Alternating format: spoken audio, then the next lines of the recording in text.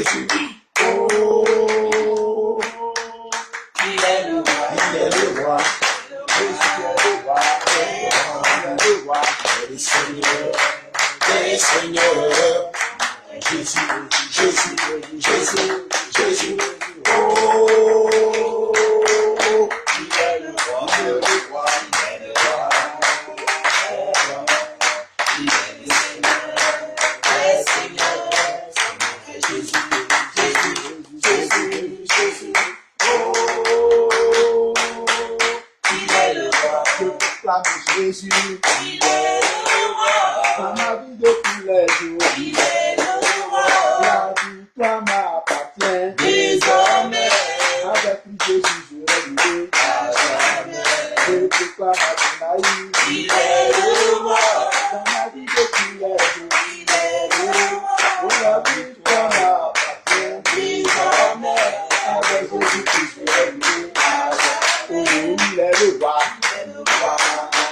Les rois, Seigneur, il est le Seigneur, les seigneurs, Jésus, Jésus, Jésus, Jésus. Oh, il est le roi, il est le roi, Jésus est le roi, les rois, il est le roi, il est le Seigneur, les seigneurs,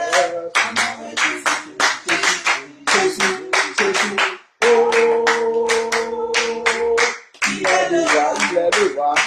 Jésus est le roi, il est le roi, il est le Seigneur, le Seigneur. Jésus, Jésus, Jésus, Jésus, oh, il est le roi, il est le roi, il est le roi, il est le roi, il est le roi. Désormais, à jamais, il est le roi, il est le roi,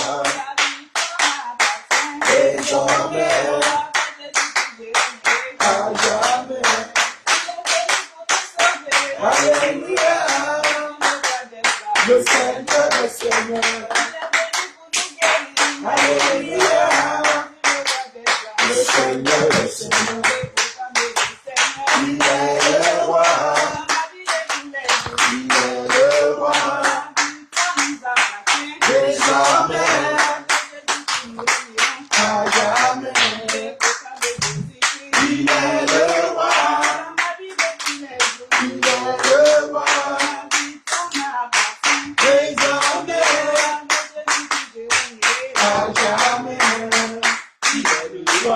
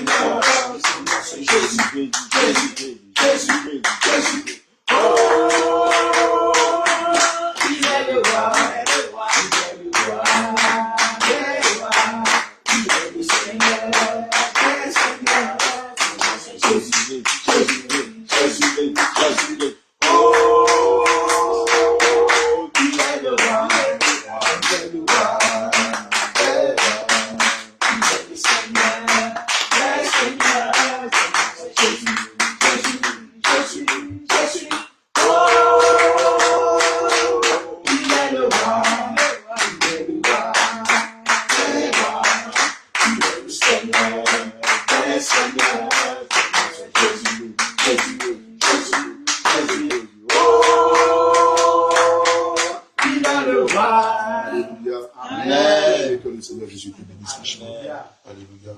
Amen. Je vais inviter notre bien-aimé Joseph de Célèbre qui va rendre grâce à Dieu. Et juste après, on va partager un petit moment dans le thème du sabbat. Alléluia.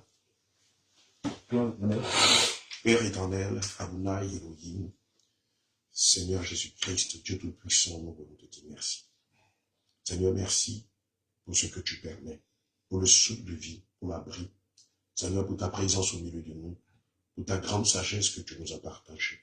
Seigneur, pour l'intelligence que tu donnes à chacun de nous, pour le discernement des temps et des circonstances. Amen. Seigneur, merci pour la saine doctrine que tu nous as révélée dans ta bonté infinie. Merci, Seigneur, pour le terme que tu nous inspires et pour la sagesse que tu mets au travers de nous afin de comprendre exactement Seigneur, quel est le sabbat que tu attends de nous? Seigneur, dispose de toutes choses et fais toutes choses bonnes selon ton plan. Au nom de Jésus, nous avons prié. Amen. Amen. Alléluia. Amen.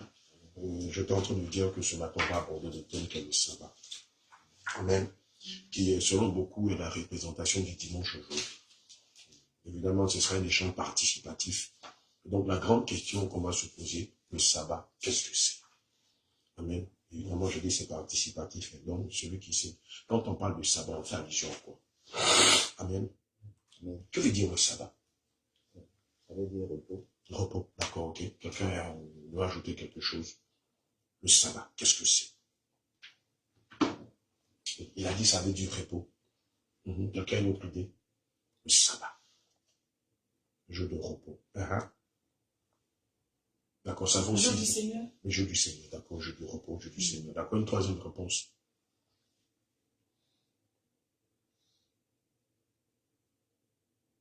Quelqu'un a une idée? Une troisième réponse.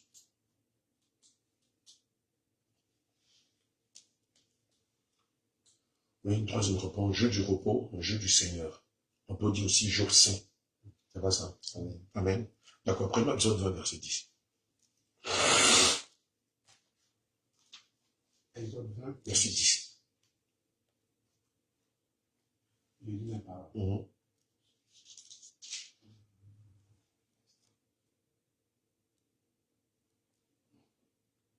Exode 20, verset 10. Ok. S'il prend une autre. Non, c'est pas. Mais le septième jour, mais le septième jour est le jour du repos de l'Éternel. Mais le septième jour est le jour du repos de l'Éternel. Ton Dieu. Tu ne feras aucun ouvrage, ni toi, ni ton fils, ni ta fille, ni ton serviteur, ni ta servante, ni ton bétail, ni l'étranger qui est dans tes portes. Car en 6 jours l'Éternel a fait les cieux, la terre et la mer, et tout ce qui y est contenu. Et il s'est reposé le septième jour. C'est pourquoi l'Éternel a béni le jour du repos et l'a sanctifié. L'Éternel a béni le jour du repos et l'a sanctifié. Et donc, c'est pour ça qu'on parle du jour saint, du jour du repos ou du jour du Seigneur. Maintenant, la grande question. Dans l'ancienne alliance, ce jour du repos-là, c'était quand? Selon l'ancienne alliance, quel était ce jour du repos? C'était le samedi. Oui, maman Anne. C'est ce qu'elle voulait le samedi. Maman Tabitha. Oui, samedi. C'était le samedi. D'accord. Mais pourquoi c'était le samedi? Pourquoi c'était le samedi? Parce que c'est samedi qui est le vrai septième jour. C'est le samedi qui est le vrai septième. Mais pourquoi c'est pas le dimanche?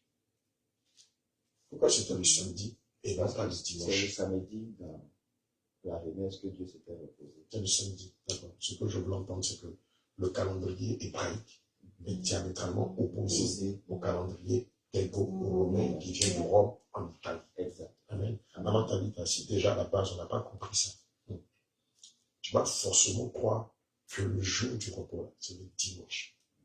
Donc à la base, on n'a pas fait le distinguo entre ces deux calendriers. Voilà le calendrier de Dieu. Amen. Et puis le calendrier qu'on discute, ça s'appelle le calendrier gréco-romain parce qu'il vient de Rome. Alléluia. Or, chez les Romains, le jour du repos, c'est quand? C'est le dimanche. Écoutez bien, c'est pour ça que le Seigneur a mis dans mon cœur qu'on mette le doigt sur le sabbat. Chez les Romains, en Italie, amen, comme chez les Français, leur jour du repos, c'est le dimanche. Maintenant, je me retrouve dans un pays arabe, dans le Maghreb ou dans le Golfe. Mettons qu'on soit par exemple en Arabie Saoudite, alléluia, ou bien, je ne sais pas moi, à Oman, amen, ou au Maroc. Leur jour de repos chez les musulmans, c'est quand? C'est le vendredi. Donc, eux n'ont pas le même calendrier que nous. Chez les musulmans, la nouvelle commence quand? Ça va être Tabaski. À Tabaski, en novembre. Amen. C'est un peu variatif. Amen. Chez nous, moi je vis à Bassam, mais je suis ami d'Aboisseau. Chez nous, à Bassam, où je vis, la nouvelle année commence aussi en novembre. Lors de la fête de l'Abissa, qui est dédiée à la divinité Palaiso. Amen. Chez les musulmans, le début de l'année commence en novembre. Amen. Où on a la fête de la Tabaski, qui représente aussi chez les musulmans la nouvelle année qui est dédiée à la divinité lune, qui s'appelle Allah. Alléluia. Amen. Chez les catholiques, le début de l'année commence en janvier, qui est dédié à la divinité Janus. est aussi le Dieu soleil. Amen. Alléluia. Donc, si on revient aux Écritures, selon l'Ancienne Alliance, le 7e jour de la semaine, ce n'était ni le vendredi, ce n'était ni le dimanche. Amen. Mais c'était le sabbat, c'était le samedi. Et c'est pourquoi en espagnol, samedi se dit sabado. Amen. Jour du repos. Amen. Donc, si on a compris ça, donc ça veut dire qu'il y a des choses qui vont tomber. Amen. Il y a des mensonges qu'on nous a fait croire qui vont tomber comme un chapeau de cartes. Amen. Maintenant, de façon pragmatique, on va dire l'événement du repos, comment ça se passait? Ça commençait quand? Ça s'achevait quand? Est-ce qu'on peut avoir, on a des petites idées, comment le jour du repos, le jour saint, se célébrait de façon technique? D'abord, ça commençait quand? Est-ce que ça commençait le samedi? Ça commençait quand? Ça commençait le vendredi soir. À partir de quelle heure? Ou à partir de quel moment? Du coucher du soleil. À partir du coucher du soleil. Je crois que toi, tu es un ancien... un ancien pratiquant. C'est ça, non? Voilà. C'est quoi? C'est de la Kabbale juive? D'accord. Ok. Et donc, lui, c'est un ancien pratiquant de la Kabbale juive. C'est ça, hein, quand on est amoureux de vérité, on tombe dans toutes les choses jusqu'à ce que le Seigneur nous fasse grâce. Un matin, voilà, de nous donner la grâce de tomber dans la bonne sauce. Donc, tu étais dans la Kabbale, donc tu connais bien les pratiques du sabbat. Amen. D'accord, ok. Donc, ça commence le vendredi à quel moment de la journée? Au coucher du soleil. Au coucher du soleil, c'est-à-dire vers quelle heure? 18h. En Côte d'Ivoire, à 18h. D'accord. D'accord. Voilà, souvent 40 minutes encore pour voir les étoiles sortir. D'accord. D'accord. Donc, ça commençait déjà le vendredi, 18h, 19h, le truc, donc c'était de voir les étoiles sortir. D'accord. Maintenant, et ça se terminait quand? Le samedi aussi, au coucher du soleil. Ça se terminait aussi le samedi. Donc, pendant une journée entière, c'est ça? Exactement. Il fallait adorer Dieu. Ça, c'était dans l'Ancienne Alliance. Amen. C'est pourquoi ce jour-là s'appelle le jour du repos. Amen. Le jour saint. Et puis aussi, le jour du Seigneur. Amen. Puisque Dieu, après tout son ouvrage, s'est reposé le 7e jour. Amen. Maintenant, de façon pratique, qu'est-ce qu'il faut faire? Qu'est-ce qu'il ne fallait pas faire? Qu'est-ce qu'il fallait faire et tout ça? Pendant le sabbat, pendant tu as une idée? Non, j'ai mis sur D'accord, ok. J'ai qu'à vous signaler que on retrouve cette formule-là dans beaucoup de nos traditions. Quand on va au village, il y a une date où on ne va pas au champ. Il y a une date où on ne met aucune activité. Pour vous qui avez un peu connu le village, qui êtes au village, qui avez grandi au village, voilà, ou qui avez une connaissance de nos traditions, quel que soit le pays où on est en Afrique ou dans certains continents, vous allez voir que la même forme ou la même façon de faire, on le retrouve au village. Par exemple, chez nous, à Boisseau, dans mon village, Éboué, je crois que tous les vendredis, il était signifié qu'on ne devait pas aller au champ. De peur qu'en allant au champ, qu'on tombe sur des esprits qui sont capables, des génies, qui seraient capables de nous faire du mal. Et donc, le vendredi, on ne faisait aucune servir. Pardon, le vendredi, on ne faisait aucune servir. Donc, nous savons que Chez nous, c'était le mercredi. le mercredi, d'accord? Amen.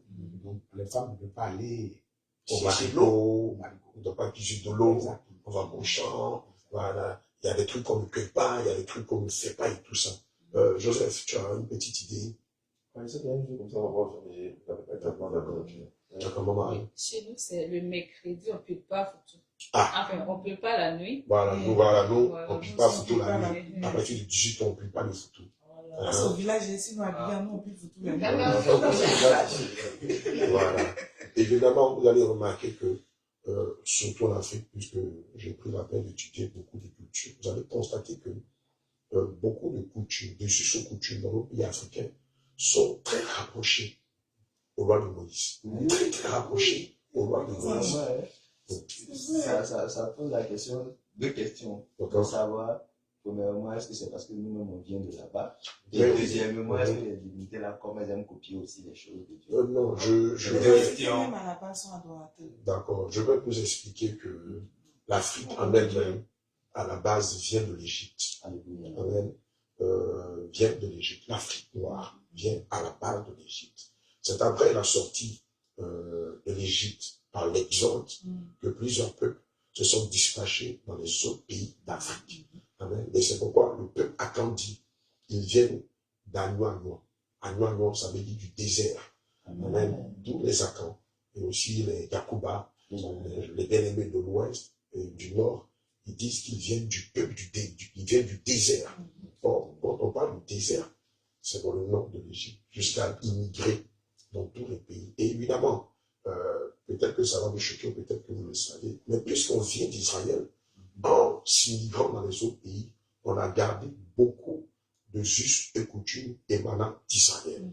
C'est pourquoi si vous prenez l'Ancien Testament et vous regardez beaucoup de cultures en Afrique, vous allez voir que beaucoup de leurs traditions, de leurs coutumes sont en asymétrie avec les lois de Moïse. Oui. C'est pas les démons. Hein. Bon, après, il y a une confusion. Même la dot est chez nous en Afrique. C'est pas La dot, non. La dot, évidemment, émanant de la parole de Dieu, on retrouve la dot dans nos justes coutumes. Voilà. À quelques, on va dire, à quelques différences. Sinon, la dot, jusqu'à présent, dans la quasi-totalité des pays en Afrique, existe. Beaucoup pensent que c'est une tradition. Non, c'est pas une tradition, c'est une alliance que l'Éternel tisse entre l'homme et sa côte, ou sa femme. Alléluia. Amen. Donc, on va remarquer que, selon l'ancienne alliance, il y avait des restrictions pendant la période du sabbat. Entre autres, ne pas mener des activités serviles. Amen. Ne pas faire la cuisine. Amen. Même ses serviteurs et ses servantes étaient appelés à ne rien faire pendant la période du sabbat. Est-ce qu'on peut ajouter quelques autres idées? Il y a beaucoup de choses. Hein. Ne pas acheter. Ne pas acheter ni vendre pendant le jour du sabbat. Oui. Joseph, est-ce que tu as une idée? Comment Anne? Comment Tabitha? Élie? Moi, je sais qu'il faut se reposer totalement pour aucune activité n'était. D'accord. On ne doit Bon, pas. se reposant bien parce que ce jour-là, tous étaient appelés à adorer Dieu. Pendant une journée entière. Donc ça commençait le vendredi soir à 18h et ça s'achevait le samedi soir à 18h, au début de soirée. En ajoutant la fraternité du pain et du vin. Effectivement. Effectivement. Effectivement, oui. Quelqu'un va ajouter quelque chose. On ne devrait pas se déplacer plus de 2 km. Amen. On dit, voilà. Il ne fallait pas se déplacer. Effectivement. Il était aussi interdit d'allumer le feu. C'est ça. Donc, il y a certains qui disaient qu'on n'allume plus la lumière doit être allumée le vendredi soir, après, pendant la journée d'allumer. D'accord. Exode 35, verset 3.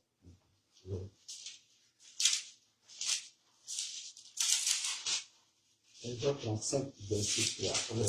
Vous n'allumerez point de feu dans aucune de vos demeures Alléluia. le jour du sabbat. Amen. Vous n'allumerez point du feu dans aucune de vos demeures le jour du sabbat. Donc, ce jour-là, il était formellement interdit d'allumer du feu. Alléluia. On est dans l'ancienne alliance. Amen. Et il était aussi interdit de ramasser du bois. Il était formellement interdit de ramasser du bois. Donc, ici, on va dire, interdit même dans le champ, prendre des fagots, faire du feu. Il était formellement interdit de le faire, sous peine d'être lapidé de mort. Alléluia. Oui, Moïse, on l'a tué. Alléluia. Amen. Il était interdit de cultiver ou de récolter pendant le jour du sabbat. Amen. Exode 34, verset 21. Exode 34, verset 21. Amen. Il est écrit. Tu travailleras 6 jours et tu te reposeras le 7e jour. Tu te reposeras même au temps du labourage et de la moisson. Alléluia. Amen. Je disais aussi qu'il était interdit de transporter des bagages. Amen. En dehors de son espace privé. Amen.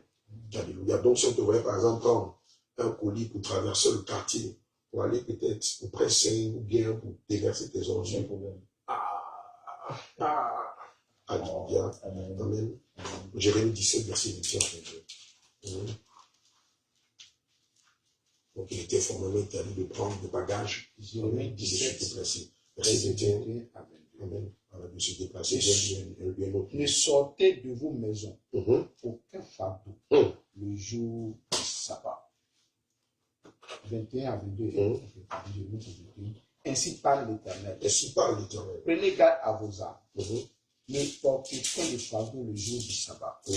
Et n'en introduisez point par les portes de Jérusalem. Verset 22. Ne sortez de vos maisons aucun fardeau le jour du sabbat et ne faites aucun ouvrage, mais sanctifiez le jour du sabbat, comme je l'ai ordonné à vos pères. Alléluia. Parole du Seigneur. Amen. Et donc, pendant cette période-là, il était formellement interdit, amen, de récolter, amen, de couper du fagot de bois, de faire des affaires, de faire du commerce, de se déplacer de sa maison avec un certain nombre de bagages pour aller dans un endroit X ou dans un endroit Y. Alléluia. Amen. Il était formellement interdit pendant cette période-là de pousser même ses serviteurs, ses bonnes, à mener des activités serviles. Alléluia. Amen. Il est aussi interdit d'acheter, de vendre, de faire des affaires pendant le jour du sabbat. Prenons le livre de Néhémie 13, verset 15 à 22. Néhémie 13, verset 15 à 22.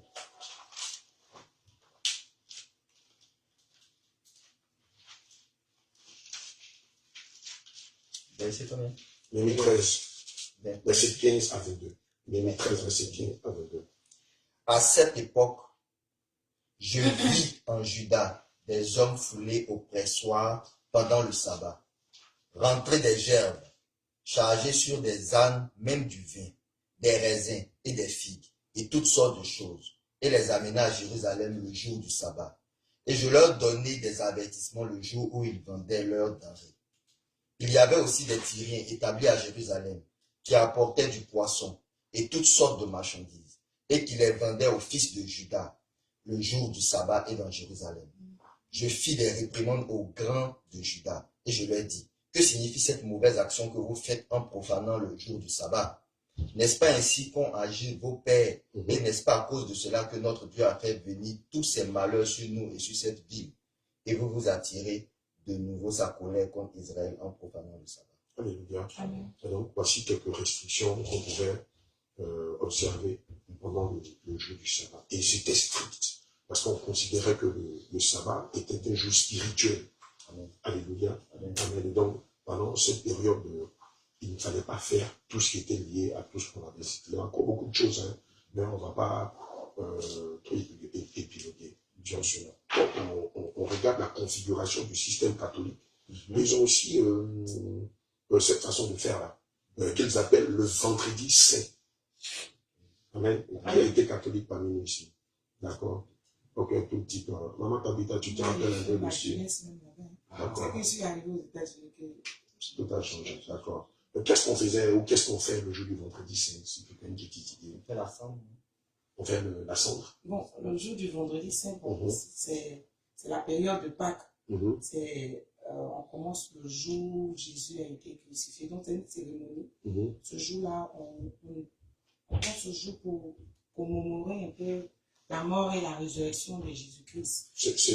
C'est avant cette période-là que vous faites le programme de jeûne sans viande? Non, le jeûne, c'est, je crois bien, avant? C'est avant. 40 jours avant? Avant les 40 jours. Bon, c'est dans les 40 jours. On coupe le dimanche. Le dimanche de la Pâque. Voilà. Mais le vendredi fait partie. D'accord. Il y a la dernière, en tout cas, la dernière semaine, on appelle la semaine sainte. D'accord. Voilà, la dernière semaine, il commémore tout ce que Jésus-Christ a fait. La marche du Seigneur. La dernière pied du Seigneur. Voilà, le chemin de croix. Le chemin de croix. Tout ça, voilà. La cendre. C'est le vendredi, on fait ça. D'accord. Donc, concernant la cendre, ça, c'est le jour du carême. D'accord. C'est le jour du carême. Le mercredi de cendre. Hein. Voilà. Donc, le mercredi, le jour du carême, il brûle la cendre. Et puis, ça marque l'ouverture du carême. Des 40 jours de jeûne sans viande. De jeûne sans viande. Voilà. Donc, le vendredi, ils font le chemin de croix. Voilà, ils font une messe. Ou, en tout cas, commémore la mort de Jésus-Christ. Amen. Oui, sans là, ça, c'est l'ouverture du carême. Avant le 40 jours. D'accord, ok. D'accord, on va prendre 1 Timothée 4. Verset 3. Verset 1 et verset 3.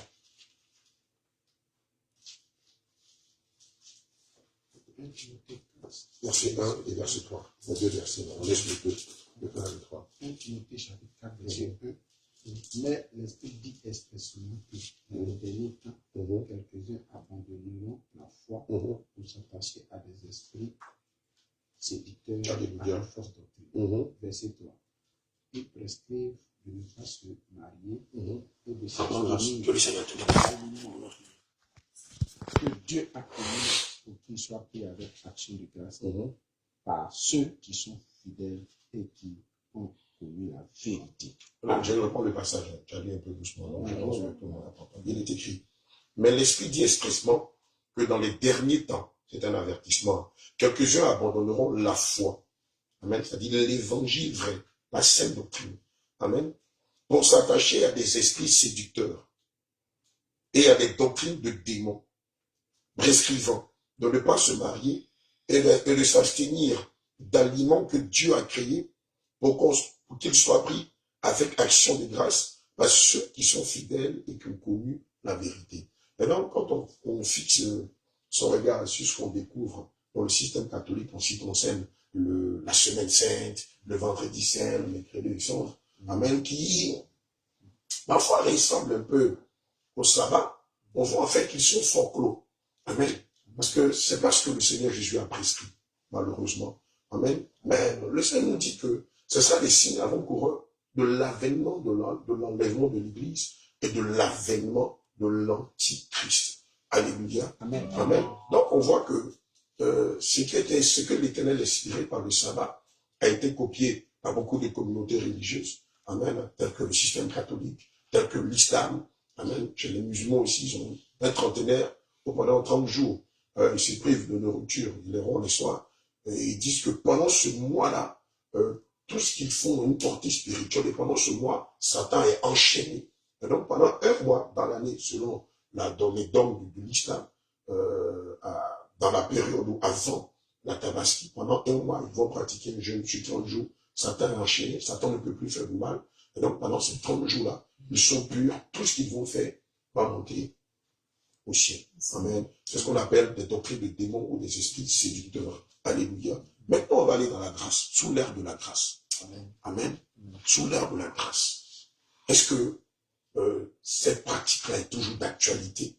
Est-ce que le Seigneur nous recommande de toujours pratiquer cette forme de sabbat qu'on a vu selon le livre d'Exode 20, verset 7 à 11? Est-ce qu'on va encore restreindre le peuple de Dieu à ne pas sortir le jour du sabbat, à ne pas mener des activités le jour du sabbat? Est-ce qu'on va restreindre le peuple de Dieu à ne pas sortir avec des bagages pour aller les déposer peut-être chez notre frère? Est-ce qu'on va restreindre le peuple de Dieu à ne pas aller au champ le jour du sabbat, à ne pas couper du bois? Est-ce qu'on va restreindre le peuple de Dieu seulement que en début de soirée du vendredi jusqu'en début de soirée du samedi? Donc on va voir ensemble, est-ce que ces restrictions, toutes ces restrictions-là sont toujours d'actualité ou est-ce qu'aujourd'hui elles n'ont plus de valeur? Prenons Marc 2, verset 27 à 28.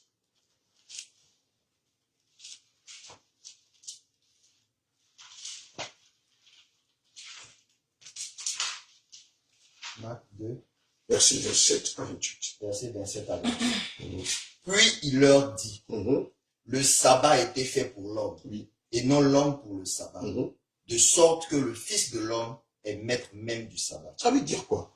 Il leur dit, le sabbat a été fait pour l'homme, et non l'homme pour le sabbat, de sorte que le Fils de l'homme est maître même du sabbat.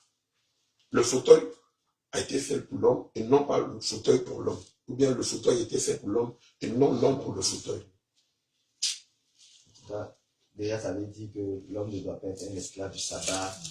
Voilà. D'accord. Parce que si l'homme avait été fait pour le sabbat, c'est comme si l'homme se soumettait, il devenait comme esclave du sabbat. Mais le sabbat, c'est l'inverse. D'accord.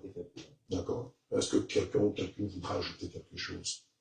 Maintenant qu'il est maître du sabbat, c'est qu'il a la possibilité de dire que ce n'est pas de nous faire. D'accord, réalisons.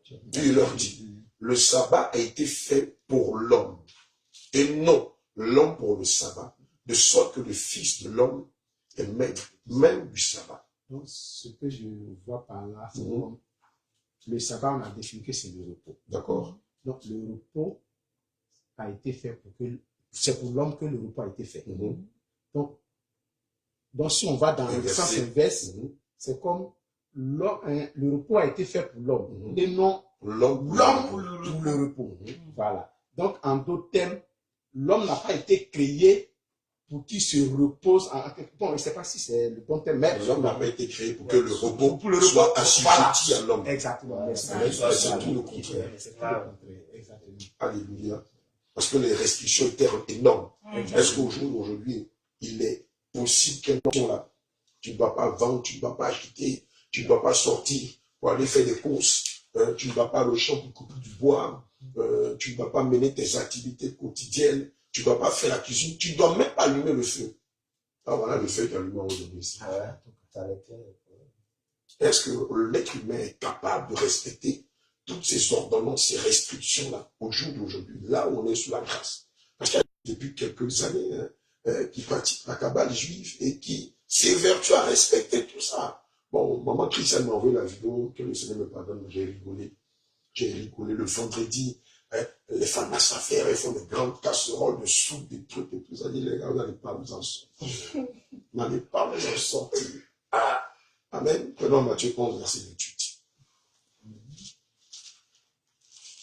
Matthieu 11, 28. Venez à moi, vous tous qui êtes chargés et fatigués. Amen. Fatigués et chargés, et je vous donnerai du repos. Je reprends. Venez à moi, vous tous qui êtes fatigués et chargés, Amen. et je vous donnerai du repos. D'accord. Avant, c'était le sabbat. C'était à cette date-là, à cette période, qu'Israël devait aller vers le Seigneur Jésus-Christ de façon communautaire. Ils sont rassemblés tous pendant 24 heures, ils adorent le Seigneur Jésus.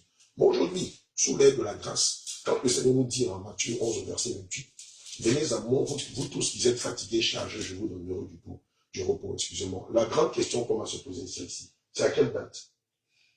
C'est à quelle date qu'on doit aller vers le Seigneur Jésus, nous qui sommes fatigués et chargés? Il n'y a pas de date. Aïe, pourquoi? C'est pas les dimanches où pas à l'église.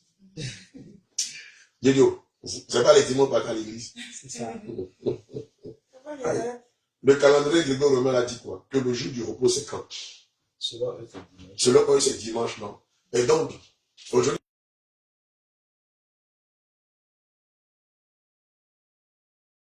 le dimanche là, si le dimanche, toi, tu n'es pas allé à l'église, le pasteur t'appelle et dit, il y a quoi?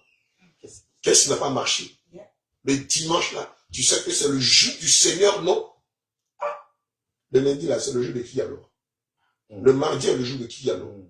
Et le mercredi et le jeudi, ce sont les jours de qui? Et le vendredi et le samedi appartiennent à qui?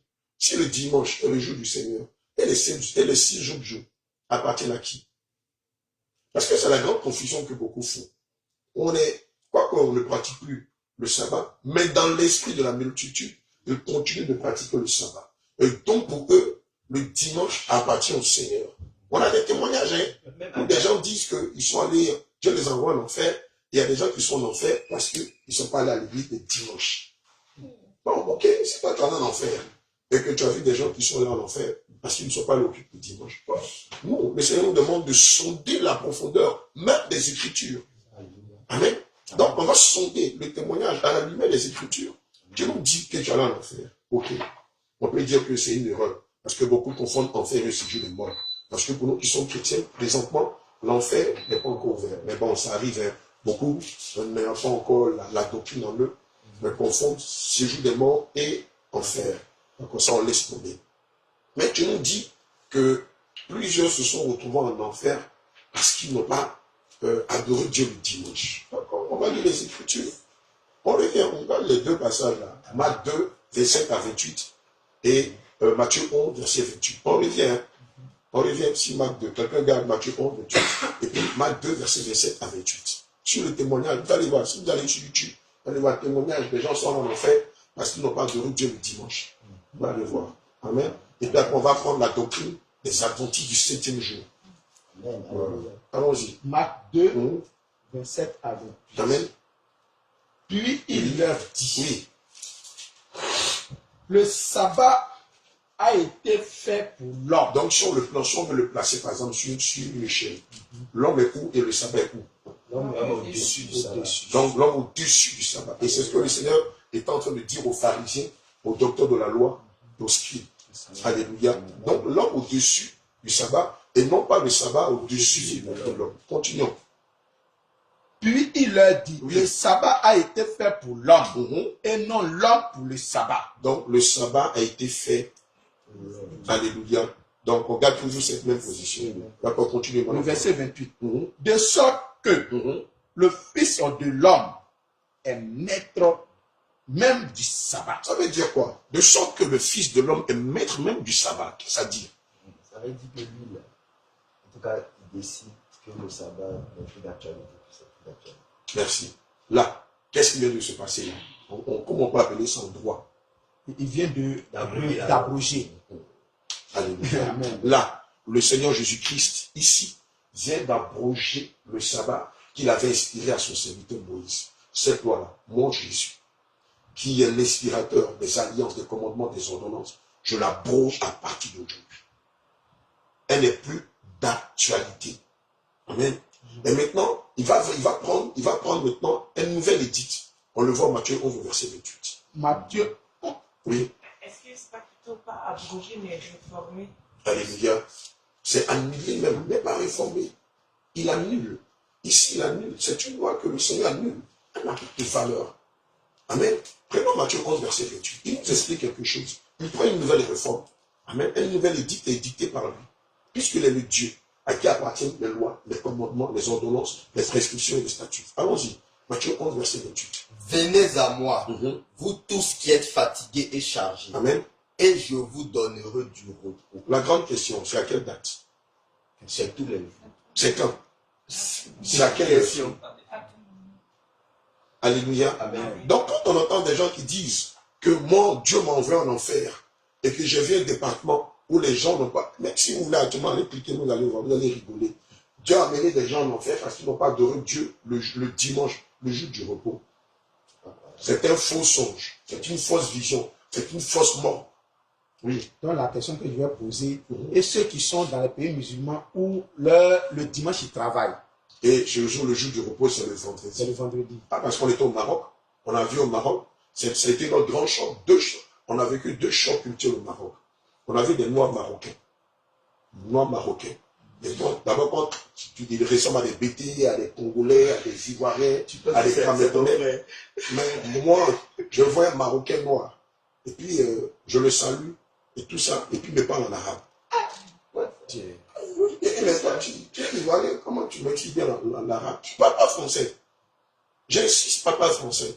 Donc, je demande à notre interlocuteur, et non, c'est pas un subsaharien, c'est un arabe de souche. Hein.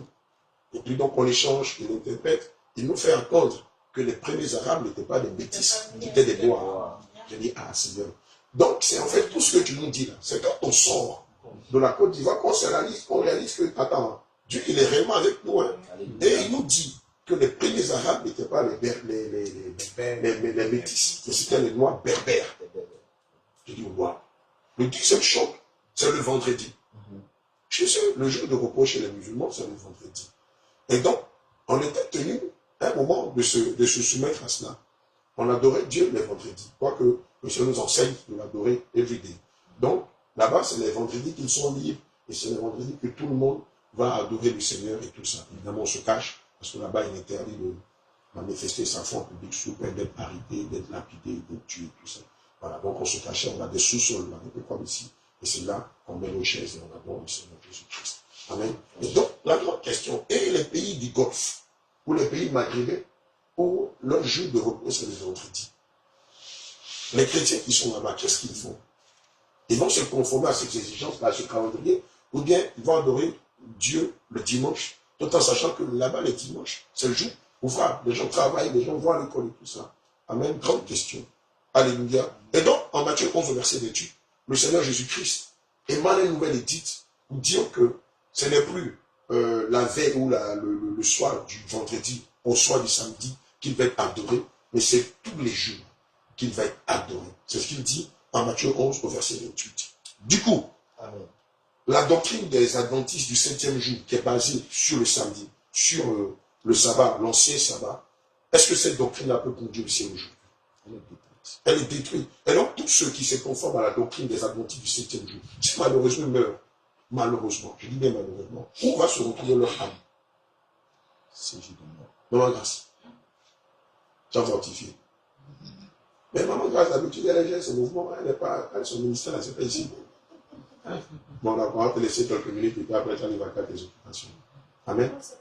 Alléluia, que le Seigneur te bénisse. Gloire à Jésus. Amen. Donc, la question qu'on se pose, les adventistes du 7e jour, et c'est ça la vérité.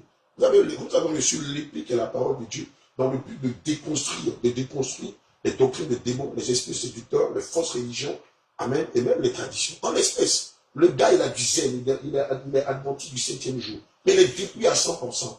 Ok, il meurt. Il s'attend à quoi? Il s'attend à quoi? Mais papa, Moi, j'ai une question. Oui. Est-ce que pour être sauvé, Dieu se base sur la doctrine? Sur sa doctrine. Alléluia. Sur sa doctrine, bien. Dieu. Il se base sur sa doctrine. Amen. Mais bon. D'accord, la grande question qu'on va te poser dans laquelle il y a la réponse. Je vais faire comme un Ivoirien. On dit que quand tu poses une question à un Ivoirien, il te répond par une question. Avec quoi le monde sera jugé? Ou par quoi le monde sera jugé? Sur la base de quoi le monde sera jugé? Sur la base de la parole de Dieu. D'accord. C'est ce qu'on appelle la saine doctrine. Et sur la base de quoi nous, chrétiens, nous serons justifiés? Par la foi, Mais la foi vient de la parole de Dieu. Bien sûr, la foi vient de la parole de Dieu. Et donc, si quelqu'un dit ou prétend qu'il est chrétien, et que sa foi, c'est un enseignement du dimanche de notre bien-aimé Joseph Jérémie, et si ce chrétien qui est catholique, qui est adventiste du 7e jour, qui est témoin de Jéhovah, qui est mormon, si sa foi n'est pas conforme à la sainte doctrine, le Seigneur va le rejeter. Prenons Matthieu 7, verset 21. Est-ce que tu voulais lire? Vous voulez lire 2 Jean 1. Vas-y, et puis on cherche Matthieu 7, verset 21. 2 Jean 1, verset 9. Oui. Quiconque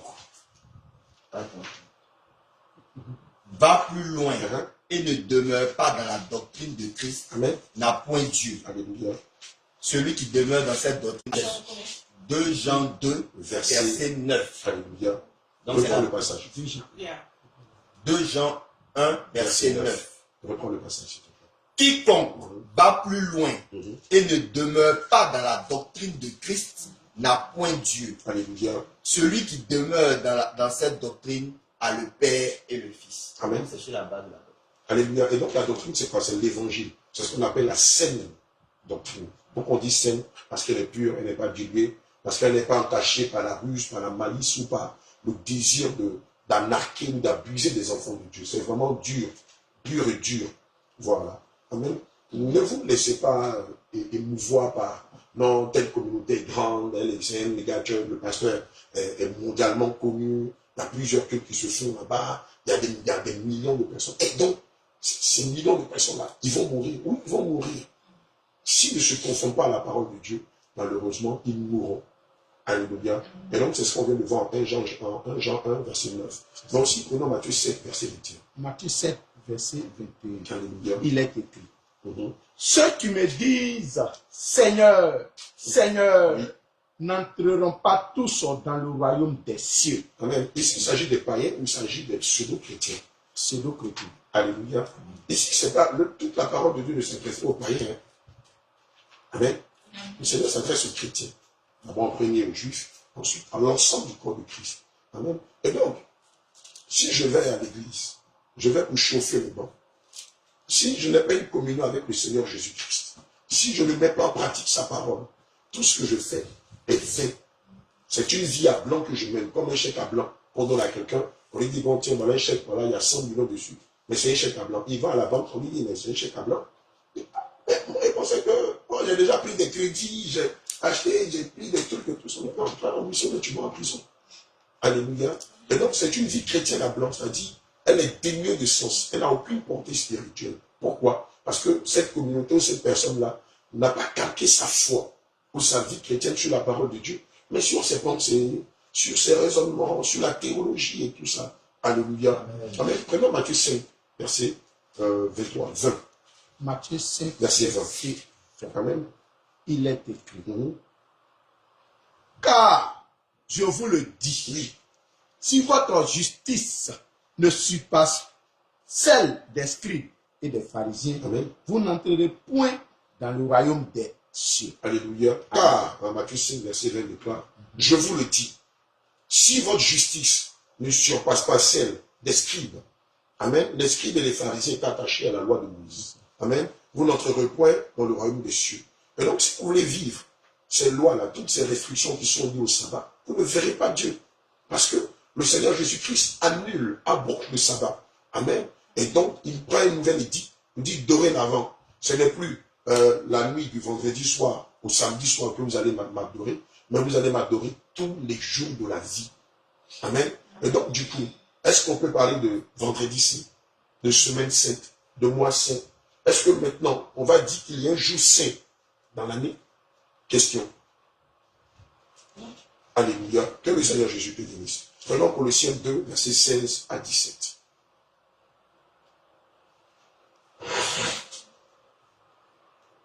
Colossiens 2, Verset versets 16. 16 à 17. Amen. Que personne donc hein, ne vous juge au sujet du manger ou du boire, Alléluia. ou au sujet d'une fête, Amen. d'une nouvelle lune ou des sabbats. Hum. C'était l'ombre des choses à venir, Alléluia. mais le corps est en Christ. Mais l'apôtre Paul est en train de faire allusion encore. Parce que ça, ce passage-là, donc les gens prennent ça pour nous saquer, hein, amen, sans comprendre que l'apôtre Paul, lorsqu'il parlait avec beaucoup de profondeur. Mais les gens dans la lettre disent que voilà, vous dites que vous célébrez la Pâque à telle date-là. Mais aujourd'hui, on n'a plus besoin de ça. Aujourd'hui, on n'a plus besoin de célébrer la Pâque. Aujourd'hui, on peut célébrer la Noël. L'essentiel, c'est le cœur. L'apôtre Paul est en train de dire quoi? Je reprends. Colossiens 2, verset 16 à 17. Que personne donc ne vous juge au sujet du manger ou du boire, ou au sujet d'une fête, d'une nouvelle lune ou des sabbats. Qu'est-ce que l'apôtre Paul est en train de dire? Oui. Qu'est-ce que l'apôtre Paul est en train de dire? Tu as une idée? D'accord? Tu as une idée? Voilà, c'est vrai que tu es derrière la caméra, mais tu peux intervenir. Amen. Oui, qu'est-ce que l'apôtre Paul est en train de dire? Bon, on va discuter. Clairement, il est en train de dire Que personne le donc sabbat, ne vous juge au sujet du manger ou du boire. Amen. Ou au sujet d'une fête, d'une nouvelle lune ou des sabbats. On va disséquer. Que personne donc ne vous juge au sujet du manger ou du boire. Ça voulait dire quoi? Oui. Moi déjà, je prends la partie manger, boire, parce que Jésus même dit que c'est pas ce qui entre en nous qui nous suit, c'est ce qui sort de nous qui nous suit. Alléluia. Voilà, donc peut-être l'apôtre Paul est en train de dire que c'est pas le manger ou bien c'est pas les pratiques qui sont liées à tous ces événements-là. Oui. Parce que beaucoup de juifs qui étaient chrétiens voulaient judaïser le christianisme et exigeaient des païens, amen, qui ne devaient pas manger le porc, qui ne devaient pas faire ceci. Et donc, l'apôtre Paul, animé du Saint-Esprit, va venir dire non, vos affaires de porc, là, c'est fini. Hein. Vos affaires de crevettes, d'aboutis, là, c'est fini. Alléluia. Vos affaires de crabe, où on ne mangeait pas, et tout ça, là, les affaires de chameau qu'on ne mangeait pas. Les gars, on n'est pas en train de judaïser. Maintenant, nous sommes sous un nouvel ère. Et dans ce nouvel ère-là, le Seigneur Jésus nous permet de manger de tout. Ne vous inquiétez pas, vous pouvez manger de tout. Maintenant, si toi, tu décides de ne pas manger de ça ou de ça, de ne pas boire de ça ou de ça, cela t'engage. Mais vous n'allez pas judaïser le christianisme. Amen. Parce qu'en Christ, il y a la liberté. Tu veux manger abouti, mange. Tu veux manger crevettes, mange. Tu veux manger serpent, mange. D'ailleurs, même le jour où on va aller en mission en Chine, là-bas, il n'y a pas de sauce de lait tout. Alléluia. Là-bas, c'est crapaud. Là-bas, c'est choupi, il y a des serpents. Bon, peut-être que tu as jeûné pendant un mois, et que la Chine, c'est aussi grand que le Canada, donc ça n'a pas pour 2 ou 3 mois, là, frère. Non, toi, tu as dépassé le niveau de Moïse, il a fait 80 jours, toi, multiplie 24, 30, voire 3. Donc, toi, tu fais plus de 90 ou 93 jours. Tiens, tu auras battu le record. Bon, seulement, tu vas nous dévancer, par contre, te trouver là-bas. On lit là-bas, là, au ciel. Voilà. Mais toi, tu vas atteindre le high level. Alléluia. Amen. Donc, on continue, il est dit. Ou au sujet d'une fête, d'une nouvelle lune ou des sabbats. Ici, l'apôtre Paul est en train de faire allusion à quoi? Il t'a fait dans la loi. Alléluia. Amen. Il fait allusion au sabbat. Amen. Il a eu le même langage que le Seigneur Jésus-Christ. C'est pourquoi nous pouvons dire que toute la parole de Dieu s'emboîte. C'est comme un puzzle. Quel que soit, quoiqu'il y a eu des siècles entre les prophètes et les apôtres, mais ils ont tous parlé le même langage. Alléluia. Celui de la vérité. Amen. Un prophète, le langage des prophètes n'était pas différent de celui des apôtres. Comme celui des apôtres n'était pas différent de celui des prophètes. Puisque nous savons que l'ancienne alliance n'était que l'ombre des choses à venir. Amen. Donc là, Paul est en train de dire ce que le Seigneur Jésus avait dit en Matthieu 15 au verset 19. Amen. Alléluia. En Matthieu 2 au verset 16 à 18. Amen. En Matthieu 11, en Marc 2, verset 16 à 18. En Marc 11 au verset 28.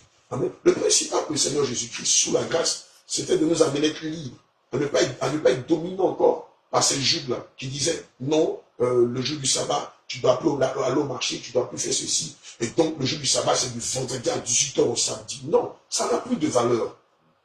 Les histoires de non, le vendredi saint, le mercredi saint, le mois saint, la semaine sainte, le samedi saint. L'apôtre Paul est en train d'avoir le même langage que celui du Seigneur et même des apôtres en disant ça n'a plus de valeur, ce n'est plus d'actualité. Mais beaucoup utilisent le livre de Colossiens 2, verset 7 à 17. Ils disent non, on peut célébrer la Noël. Non, on peut célébrer le 24, on peut célébrer le 1er janvier. Mais est-ce qu'ils ont une sœur que le Seigneur Jésus a dit aussi? Il n'y en a pas. On peut célébrer la Saint-Valentin. Voilà. Puisque l'apôtre Paul a dit qu'on ne nous juge pas pour le manger ou pour le boire, ni pour une fête, ni pour une nouvelle lune, ni pour un sabbat frère.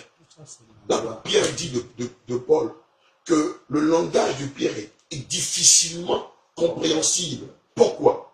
Parce qu'il parle avec un langage qui, pour ses pères même, c'était un peu difficile à comprendre. Et là, Pierre dit, c'est à cause du langage de Paul que beaucoup se sont égarés loin de la vérité. Alléluia. Et on est dans la même configuration aujourd'hui. Beaucoup disent que le sabbat est d'actualité. Beaucoup associent même, en dehors du sabbat, associent les fêtes paganisées qu'on retrouve dans le calendrier gréco-romain. Amen. Au christianisme en disant, mais non, l'apôtre Paul a dit qu'on ne nous juge pas pour le manger, pour le boire, pour les fêtes, pour les nouvelles lunes ou pour les sabbats. Mais l'apôtre Paul ne faisait pas allusion à ça, parce qu'au temps de l'apôtre Paul, il n'y avait pas de Noël. Au temps de l'apôtre Paul, il n'y avait pas 1er janvier, il n'y avait pas 31 décembre. Lui, les Juifs. Donc, lui, il ne connaît pas ça. C'est nous qui en sommes victimes aujourd'hui. C'est pourquoi nous, éclairés par le Saint-Esprit, nous en parlons. Mais les Juifs n'étaient pas confrontés à ces réalités-là. Les Juifs ne subissaient pas le calendrier gréco-romain. Les Juifs ne subissaient pas, non, le jour du repos, c'est le dimanche. Les Juifs ne subissaient pas, non, le jour du repos, c'est le vendredi. Mais lorsqu'on lit la profondeur des Écritures, on comprend que c'est aussi assimilé à toutes ces fêtes, à ces événements paganisés qui viennent du système babylonien catholique romain. Exactement. Ne pas se conformer au coutume. Alors, quand on lit Romains 12, merci au verset 2, le Seigneur nous rappelle ceci. Allons-y.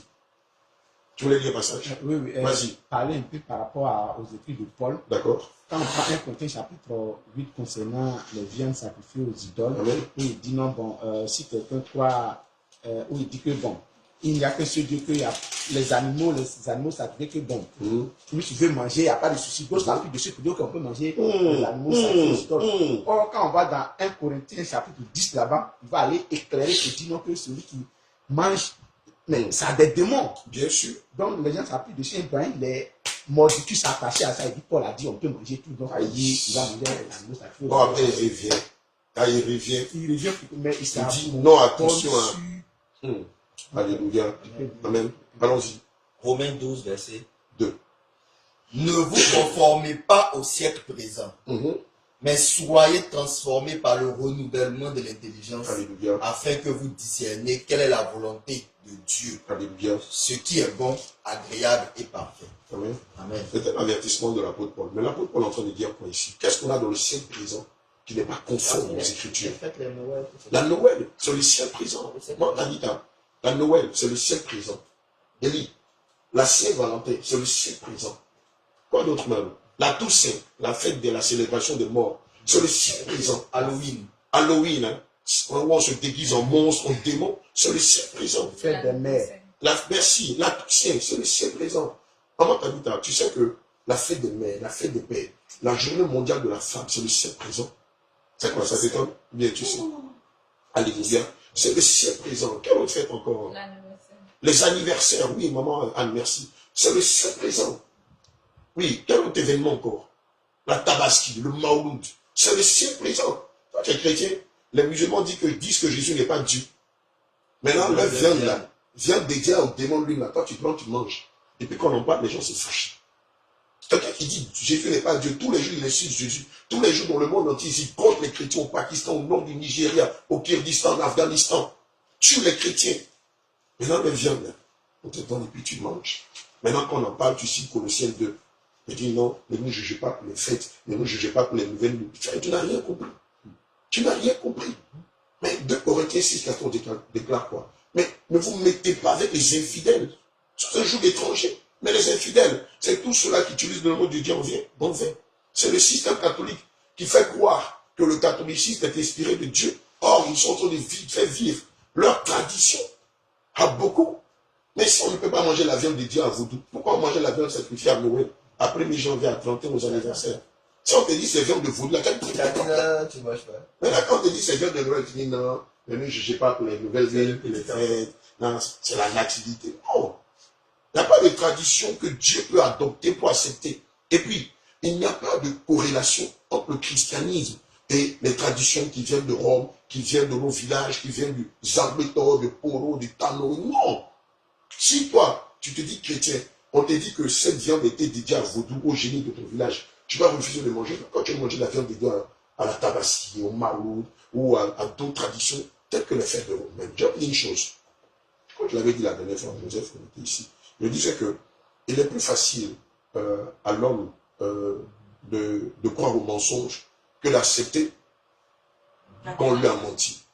Alléluia. Et c'est ça le problème de beaucoup. Pourquoi? Parce que on assimile la vérité à un événement qui est pérenne sur plusieurs siècles. Attends, vous êtes en train de nous dire quoi? Mais depuis des années, on fait la Noël. Est-ce que ça veut dire que parce que depuis des années, on fait la Noël et qu'on regarde beaucoup la vérité, on va douter de la vérité, parce que la Noël a été fêtée sur plusieurs années. Mais allez faire des recherches, ici même en Amérique, jusqu'à 50, 60 ans, le gouvernement américain avait formellement interdit de célébrer la Noël le 1er janvier et le 31. Pourquoi? Parce qu'il disait que c'était des fêtes qui n'avaient rien à voir avec l'Église, ici en Amérique. Mais pourquoi maintenant on tolère ces mensonges-là? Parce que le système a veillé à faire de ces événements un événement commercial, un événement marketing. C'est pas comme une jeune fille qui est vierge à 20 ans. Mais son entourage va lui dire quoi? Jusqu'à 20 ans. Non, mais tu n'es pas intelligente. Mais toi aussi, qui t'a appris ça? C'est la même chose avec la vérité. Quand on la découvre, on dit non, c'est le mensonge. Parce que le mensonge en lui-même, depuis des siècles, depuis des années, a existé. Et comme on a grandi dedans, on était bercé dedans, on a vécu dedans, on a vu nos pères vivre dedans, nos mères, le pasteur, le prêtre vivre dedans. Dès qu'on découvre la vérité, on se dit, mais attends, tiens, mais nous on a grandi dans ça. Mes parents, donc tu me dis que mon papa, il s'est dit qu'il connaissait. Tu me dis que nous, à l'église, dans notre pasteur était trop gentil. Donc tu me dis que le pasteur, là, il s'est trompé, mais non, je ne peux pas croire. Or, c'est écrit. C'est pourquoi il est écrit dans la parole de Dieu. Prenons Jérémie 17, verset 5 à 6.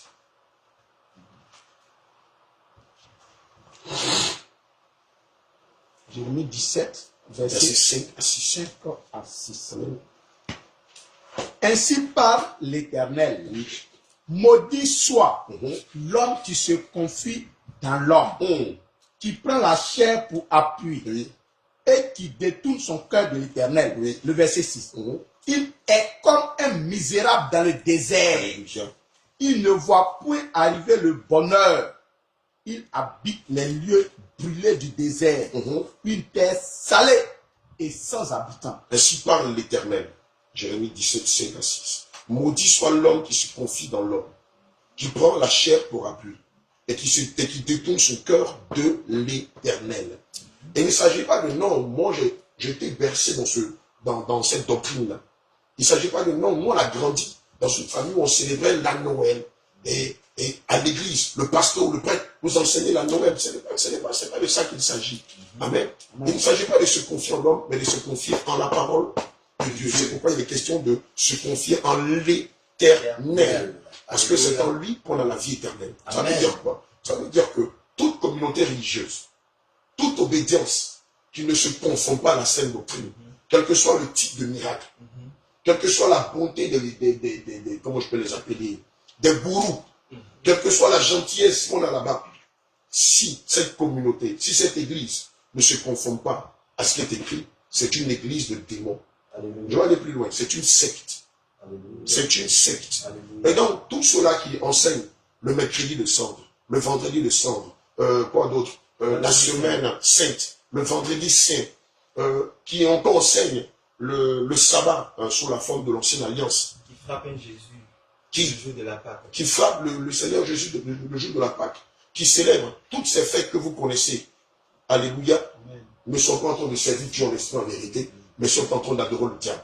Et si malheureusement, les personnes qui sont dans cette communauté-là ne se répandent pas, malheur à elles. Malheur à elles.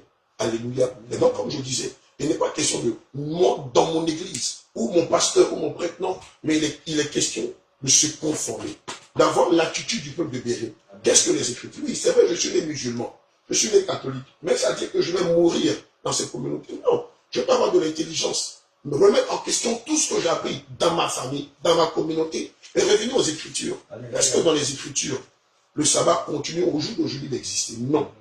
Et donc, si une communauté sait le sabbat, ou fait le sabbat, elle n'est pas en train de servir Dieu, mais elle est en train de se carter de la porte étroite et du chemin resserré. Alléluia. Si on soutient Mordicus, que en dehors de ce qui est écrit ici, on va venir ajouter d'autres choses. Amen. Nous ne sommes pas en train d'adorer Dieu, mais nous sommes en train de nous préparer pour l'enfer, pour le séjour des morts. Alléluia. Et c'est pourquoi en tant que chrétien, nous devons apprendre à avoir l'attitude, cette belle attitude du peuple de Béret. Donc la paix de sonder les Écritures. Amen. Pour savoir si ce qu'on nous enseigne est conforme aux Écritures. Pour savoir si on est en train de nous préparer pour le ciel ou si on est en train de nous préparer pour l'enfer. Malheureusement, l'espèce, beaucoup, sans le savoir, sont en train de se préparer pour l'enfer. Alléluia. Galates 4, verset 10 à 11.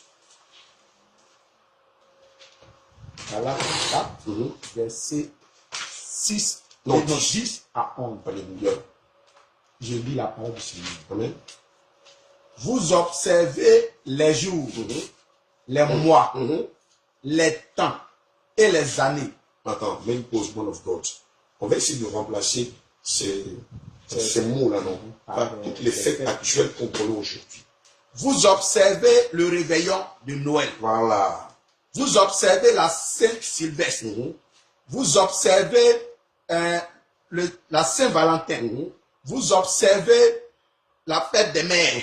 Vous observez la fête des pères. Vous observez la journée mondiale de la femme. Vous observez l'Halloween. Vous observez la Thanksgiving. La Thanksgiving. Vous observez le Maouloud. Vous observez la Tabaski. La fête de Vaudou. Vous observez la fête de Poro. Vous observez la fête de Poro. Vous observez les anniversaires. Vous observez les anniversaires.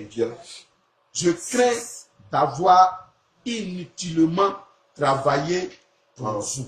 En vain. En vain. Alléluia. Amen. Mais qu'est-ce que ça dit? Je pense que ce passage ne souffre d'aucune ambiguïté, à moins qu'on soit un fifi hypocrite.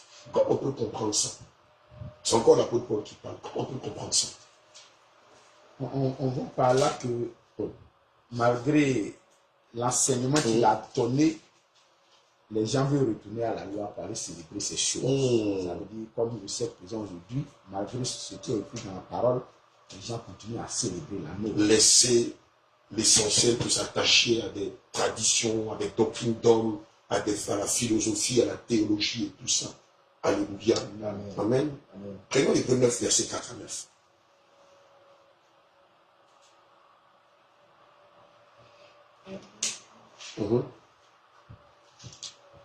Hébreux 9, verset 4 à 9. Amen. Hébreux chapitre 9, verset 4 à 9. Amen. Renfermant l'encensoir d'or pour les parfums et l'arche de l'alliance entièrement recouverte d'or. Il y avait dans l'arche un vase d'or. Dans Hébreux 4, 9. Oh, je dis désolé. Hébreux 4. Hébreux 4, 9. Il y a donc un repos de sabbat réservé au peuple de Dieu. Tu vas même jusqu'au 11 ans. Car celui qui entre dans le repos de Dieu se repose de ses œuvres. Il y a une pause là. C'est de quel sabbat il s'agit ici? De quel sabbat il s'agit ici? Parce qu'il y a un sabbat qui est d'actualité. C'est ça. Amen. Mais qui est contraire au sabbat juif. Comment grâce ce sabbat-là? C'est le repos éternel. Amen. Continue, mon encore. Que le Seigneur te bénisse. Continue, s'il te plaît. Car celui qui entre dans le repos de Dieu se repose de ses œuvres, comme Dieu s'est reposé des siennes. Alléluia. Efforçons-nous donc d'entrer dans ce repos, Alléluia. afin que personne ne tombe en donnant le même exemple de désobéissance. Alléluia. Je reprends. Il y a donc un repos de sabbat réservé au peuple de Dieu. On est sous la grâce, hein? On n'est pas sous la gloire. Amen. Car celui qui entre dans le repos de Dieu se repose de ses œuvres. Mais de quelle œuvre il s'agit? Celui qui entre dans le repos de Dieu se repose de ses œuvres. Élie, de quelle œuvre il s'agit? Des œuvres de la foi. C'est quoi les œuvres de la foi? Parce qu'on en parle, mais beaucoup. Non, c'est pas, c'est quoi? Nous entendons dire les œuvres de la foi. Ça marche chrétienne sur terre. Ça marche chrétienne sur terre, oui, oui. L'obéissance à la parole de Dieu. Oui, quelqu'un, oui, maman, grâce. La paix, aïe, aïe. On t'a dit, avant qu'on n'a pas à l'église, on t'a dit qu'il y a fait de Dieu la persécution dedans. On t'a dit ça. Mais est-ce que tu vivais ça avant? Oui. Ah. Non, pas trop, hein. Non, hein. Maman t'a dit ça. Pas trop, maintenant là, je vis. Hein. Ah, tu ne peux pas mettre mèche et puis tu as vu la persécution. Hein? Tu as mis faux cheveux, faux ongles, faux cils. Qui va te persécuter? Mais tu t'accommodes au fond. Celui qui est derrière là, faux cheveux, il te persécute. Non, on te parle de la persécution à cause de ta foi. Ta foi. Oui, quand on est chrétien là, d'ailleurs même là, quand on lit les béatitudes, le Seigneur Jésus, la première fois, en dehors du Matthieu 4, 17, quand il commence à prêcher là, il rappelle à tous ceux qui vont le suivre qu'ils seront martyrisés, tués, humiliés, arrêtés, jetés en prison. Frère, nous quand on va à l'église, on ne nous a jamais dit ça. Toi, on t'a dit ça. On m'avait dit ça, mais Que tu allais t'arrêter. je ne vivais pas ça. Mais, je ne vivais pas encore la persécution. alléluia. Sinon, Tant que vous vous conformez au ciel présent, vous n'êtes pas en train de vivre votre foi. Vous êtes non pas chrétien, non seulement vous n'êtes pas chrétien, mais tout le contraire. Vous êtes dans le monde. Or, est-ce que le monde persécute le monde? Non. Non. Pour que vous soyez persécuté là, il faut que votre foi soit synonyme de la vie de Christ. Alléluia. Alléluia. Amen. Amen. Donc si tu as mis mèche, on ne peut jamais te persécuter. Tu mets au talon perché comme ça, on dirait sur le mont ton prix. On ne peut jamais te persécuter si tu te tiens. On ne peut jamais te persécuter si tu te presses les oreilles, tu as fait des piercings. Mais toi-même, les païens même savent que tu n'es pas chrétien. Ils vont te persécuter. Te persécuter pourquoi? Tu as dilé la Tu as la gare. Vous faites les gars 100%. Non, tu ne peux même pas parler de Christ. Je vais vous donner une anecdote et puis on va continuer. Il y a des années de stage, quand j'étais allé évangéliser des gens dans un maquis. Il y a un monsieur qui était assis avec sa femme. Et puis je parlais à Myriam, il m'a dit, homme de temps, tu finis, il faut venir. Et puis, donc je me suis mis, je m'approche, je me dis, ah voilà, des âmes à gagner. Puis il me donne un soir, je m'assois, et puis on commence à poser. Et puis sa femme, de mettre sa bouche dedans. Il a regardé comme ça. Il dit, toi, tu voles mari des gens. Toi, tu voles mari des gens. Il est marié et puis elle est là. C'est sa maîtresse. C'est sa maîtresse. On parle de Jésus, toi comme ça. Toi comme ça. Tu as parlé dedans. Et moi, je suis chrétienne. Hein? Il dit, toi, tu n'as même pas honte. Et toi là-bas, ouais. Les gens, les bonnes personnes parlent de Jésus. Toi, maîtresse, voleuse de mari, insulte ma femme. Toi aussi, tu as passé. Et on dirait le monsieur a eu un moment de lucidité. Donc, la pauvre maîtresse a pris son coup. Elle a pris sa balle. Or, elle voulait se faire passer pour une chrétienne. Le gars dit, mais attends, tout le monde sait toi. Tout le monde en sait ton vieux. Comment toi tu peux me dire que toi tu es chrétien? On ne dit pas toutes les bonnes choses à voir le ciel. Pas converti, carrément. Mais la femme était vexée, elle était humiliée. Mais c'était vrai. Parce que j'annonçais Jésus, et puis elle dit, elle est chrétienne et tout ça. Donc, la femme regarde sa copine et dit, attends, ma copine, toi aussi, tu peux le dire à qui tu veux, mais pas à moi.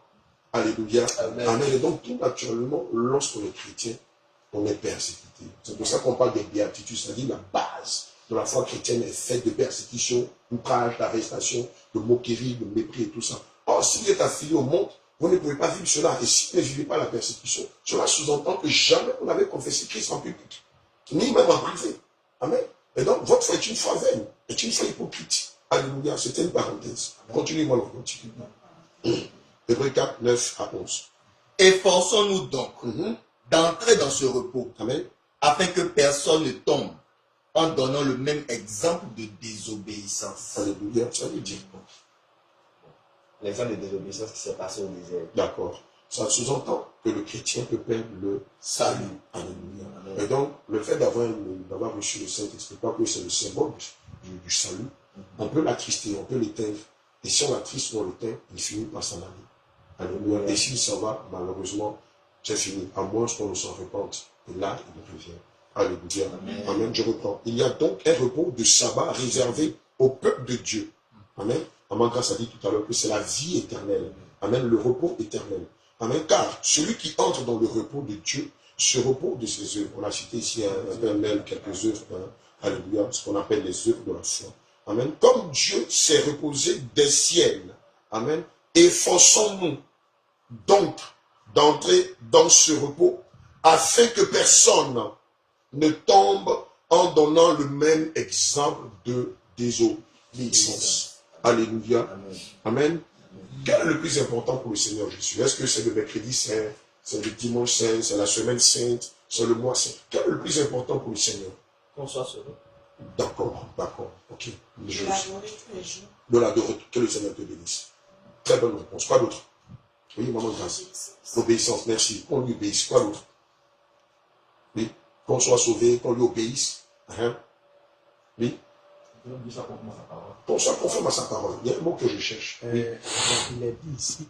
Puisqu'avant, il y avait le mercredi saint, il y avait le jeudi saint, il y avait le sabbat saint, la semaine sainte. On l'adore chaque jour. D'accord, qu'on l'adore. Oui, mais l'adjectif.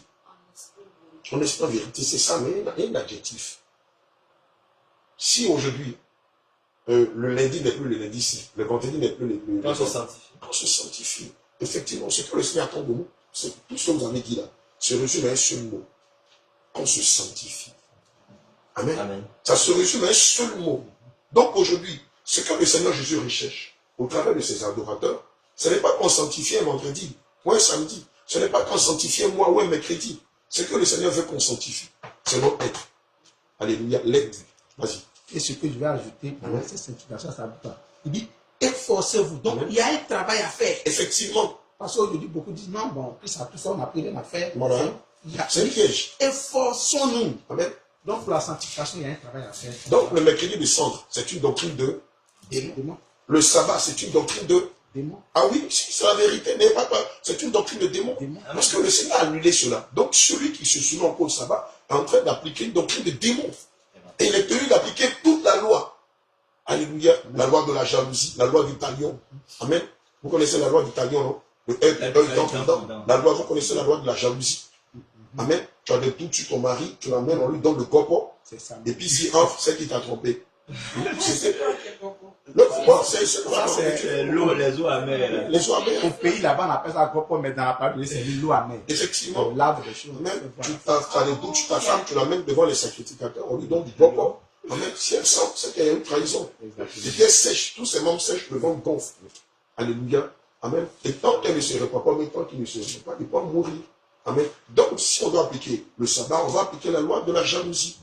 On va appliquer aussi la loi sur la naissance. Quand tu es un garçon né, tu nais, les sacrifices qu'on doit faire, le nombre de jours, la circoncision de l'enfant au 8e jour, le 30e jour. On doit faire des rituels pour le garçon, la fille, c'est 60 jours après. On va respecter tout ça. Il va falloir aussi trouver les sacrificateurs des Lévites. Il va aussi falloir trouver la tente d'assignation. Vous retrouvez les Lévites là.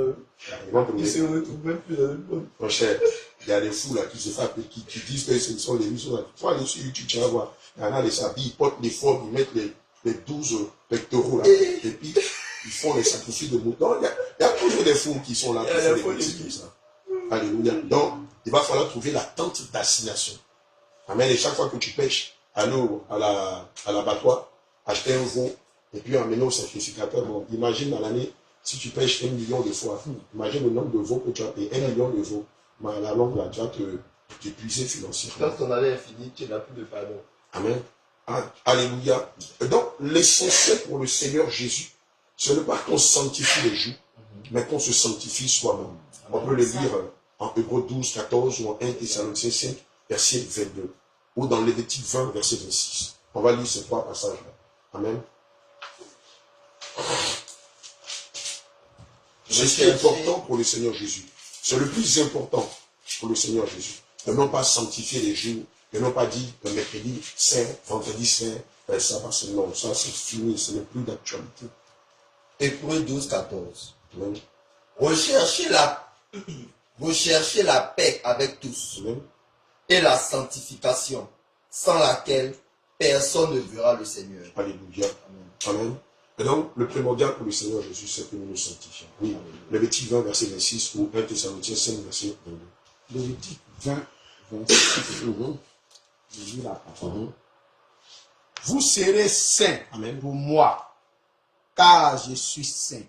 Moi, l'Éternel, Amen. je vous ai séparés des peuples afin que vous soyez à moi. Amen. Amen. Alléluia. Reprends le passage dans notre s'il te plaît. C'est important. Lévitique chapitre 20, verset 26. Amen. Vous serez saints pour moi, Amen. car je suis saint. Moi, l'Éternel. Même pause là. C'est quoi? Il est en train de plaider. Il marchande. C'est un ordre. C'est quoi? C'est un ordre. L'Éternel est en train de donner l'ordre. Et donc, tous ceux qui vont se soustraire à cet ordre, viendra-t-il d'eux? Il tombe sous le coup de la loi. Ils tombent sur le coup. Effectivement, c'est ça. Mais tous ceux qui vont se soustraire à ça. Amen. Alléluia. Et donc, ceux qui continuent de dire que le principal pour eux, c'est de, comme on le voit chez les musulmans, il y a un mois saint. Et pendant 30 jours, ils vont se priver de nourriture. Mais ils n'ont rien compris à la parole de Dieu. Le but du Seigneur, ce n'est pas de sanctifier un mois. D'ailleurs, même, ce n'est même pas saint. Parce que c'est ce jour-là même qu'ils font beaucoup plus de bêtises. C'est la vérité. J'ai vu un documentaire, et nous-mêmes, on en a été victimes quand on était dans le monde. Un documentaire qui dit que dans les pays arabes, c'est pendant le mois saint que l'impudicité atteint son seuil de non-retour. Je le dis à ma propre honte. Quand on était plus jeune, à l'époque des vidéoclubs, là, voilà, et aussi des CD. Mes potes et moi, on était allés louer un CD pour adultes. Et quand on allait dans le magasin, on demande, pendant la période du jeûne, on demande un CD pour adultes. Celui qui doit les CD, là, nous dit, il n'y a plus de CD, hein. Revenez après la tabaski. On dit, ah, mais pourquoi? Et il dit, mais tous les jeunes musulmans ont loué tous les CD. Quoi? Il dit, parce que sur le vidéoclub se trouvait dans un quartier musulman. Il dit, tous les vieux musulmans là, ont loué tous les CD. On a attrapé notre tête. Il dit, c'est pendant la période même de Karim là, que ça marche. Il dit, c'est choqué. Et j'ai vu des statistiques qui disent que dans le Golfe, la période où l'impudicité atteint son pic, malheureusement, c'est dans cette période-là. Parce que l'événement, le fait de sanctifier un mois dans l'année, n'a rien de spirituel. Il est purement charnel. Or, quand une œuvre est charnelle, elle est accompagnée de toutes sortes d'œuvres charnelles. La gaule, les peuveries, la cigarette, l'impudicité, les orgies, tout ça. Parce que Dieu n'est pas là-dedans. Dieu n'a pas demandé à ce que nous sanctifions un mois, une semaine ou un jour. Mais le Seigneur nous recommande de nous sanctifier. Comme lui-même, il est saint. Amen. Voilà, moi, on va reprendre, s'il te plaît. Parce que derrière l'exigence de se sanctifier, il y a une condition, il y a une résultante. Allons-y. Lévitique chapitre 20, verset 26. Amen. Prépare 1 Pierre 1, verset 15 à 16. Vous serez saints pour moi. Regardez, quand on dit vous serez, c'est un ordre qu'il donne à son peuple. Oui, pour qui? Pour qui nous devons le faire? Pour lui, Dieu lui-même. Pour lui, Dieu. Oui, d'accord. Vous serez saints pour moi. Oui. Car je suis saint.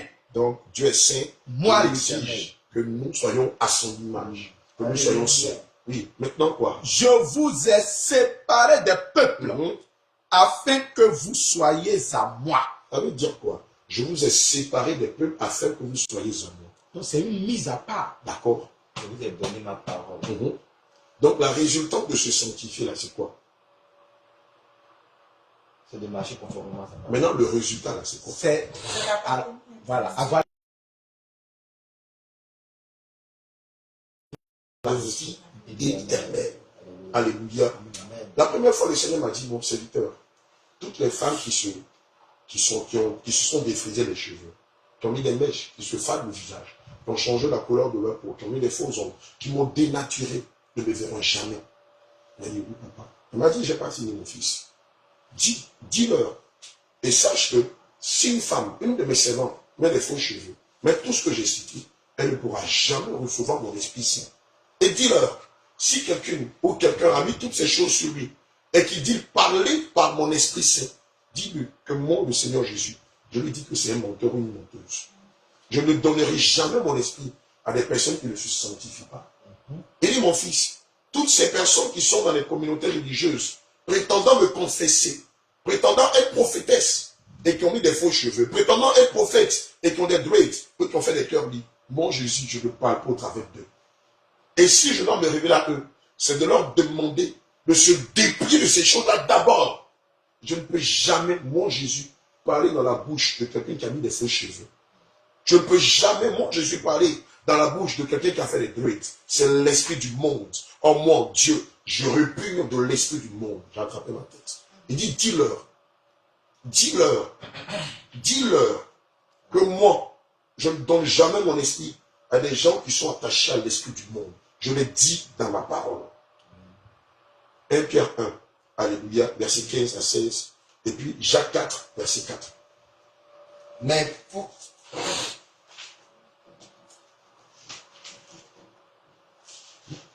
Tu as vu? 1 Pierre 1 Pierre 1, Verset 15 à 16. Jacques 4, 4. Mais puisque celui qui vous a appelé est saint, Oui. vous aussi soyez saints Amen. dans toute votre conduite. Alléluia. Selon qu'il est écrit, vous serez saints car je suis saint. Alléluia. Amen. Amen, c'est clair. Maintenant, prenons Jacques 4, 4, l'esprit du monde. Jacques, Il n'y a pas de cohabitation entre Dieu et l'esprit du monde. Jamais. adultère que vous êtes, ne savez... Man of God. Il y en a quand ils ont pété. Comment on dit ça en bété? Blé, blé, blé, blé, blé. Non, non, mais ça c'est... Comment on dit en bété? Maman Ali n'est pas là. Bref, ce que je suis, c'est doucement. Comment on dit ça en anglais? Slow down. Slow down. Alléluia. Amen. On peut dire, Et dit, comment on dit ça dans ton patois?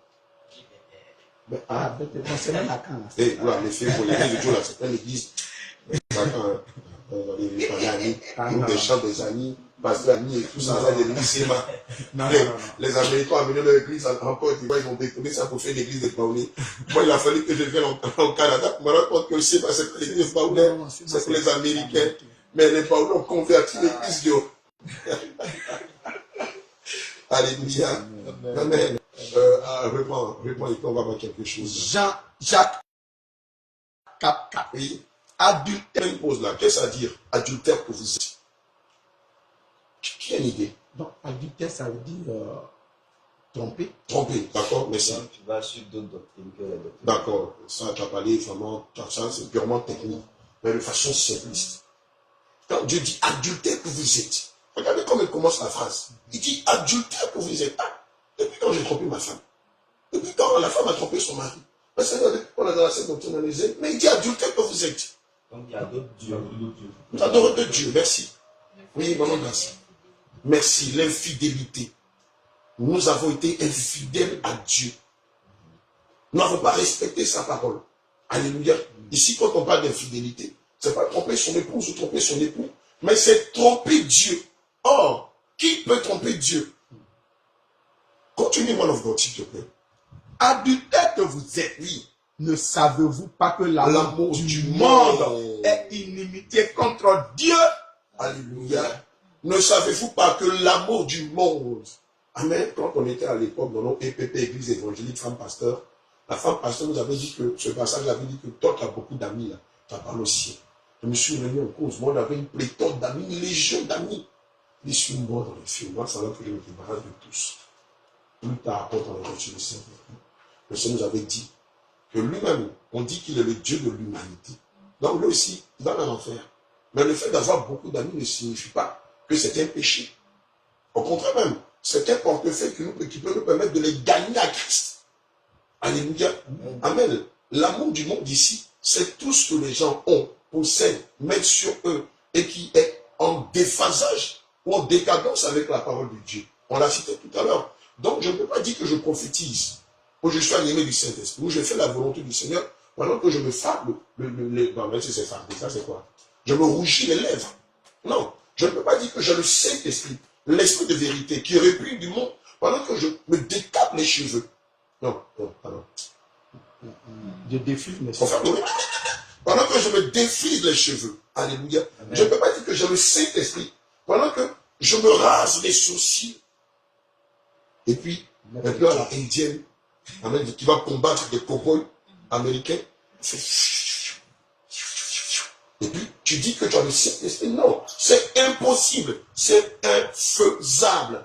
Amen. Alléluia. Je ne peux pas dire que j'ai l'esprit de vérité en moi. Pendant ce temps, je suis mécontent de mes ongles. Et je vais prendre des ongles d'autrui.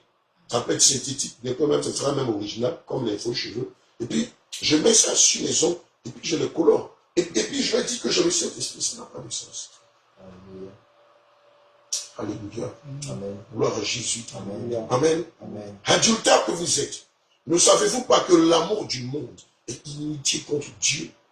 Celui donc qui veut être ami du monde sera Ennemi de Dieu. Alléluia. Amen. Amen. Ce qui veut dire quoi? Ce qui veut dire que si je dois associer le culte rendu à Dieu en choses du monde, aux traditions, aux fêtes païennes, amen, et aussi à mettre des choses que Dieu n'a pas recommandées, je ne suis pas, ou je ne suis point en train de servir Dieu, mais je suis en train de servir l'adversaire, qui est le diable, qui est Satan. Alléluia. Amen. Et c'est pourquoi le Seigneur nous recommande de ne pas nous conformer au siècle présent, mais de marcher selon le renouvellement de l'intelligence, afin de savoir quelle est la volonté de Dieu, ce qui est bon, parfait et agréable. Alléluia. Amen. Question?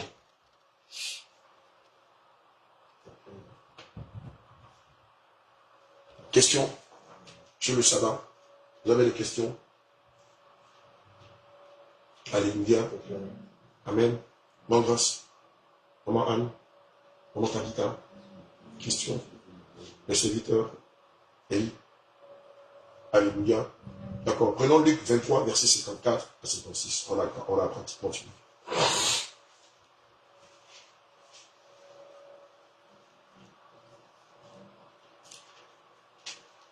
Luc 23.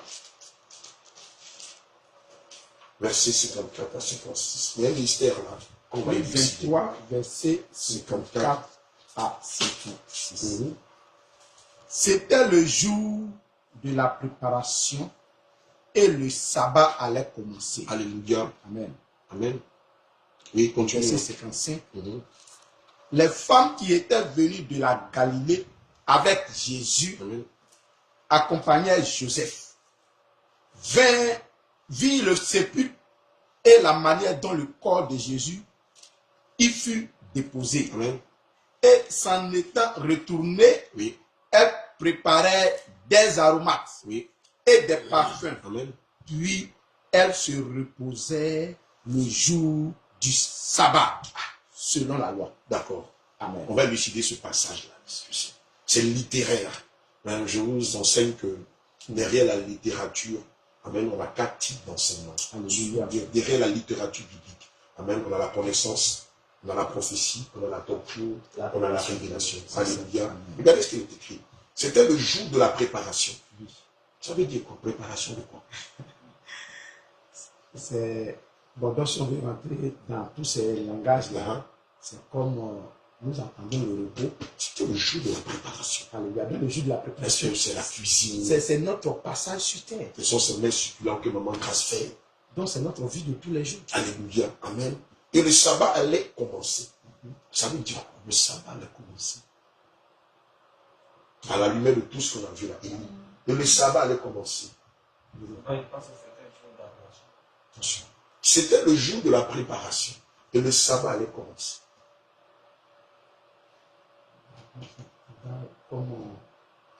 Ici, je parle avec un langage prophétique. Voilà, prophétique. Voilà. Que le Seigneur vous bénisse.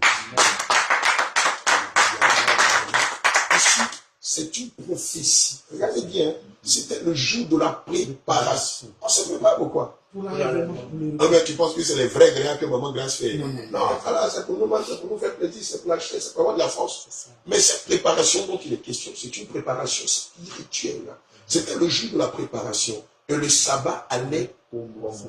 L'éternité allait commencer. Maintenant, regardez ce qu'il est écrit. Les femmes qui étaient venues de la Galilée avec Jésus. Mais lorsqu'on parle des femmes, il est question de qui? L'église de Christ. Et dis-toi, il ne faut plus parler. Il ne faut plus parler. Alléluia. Les femmes, c'est l'église.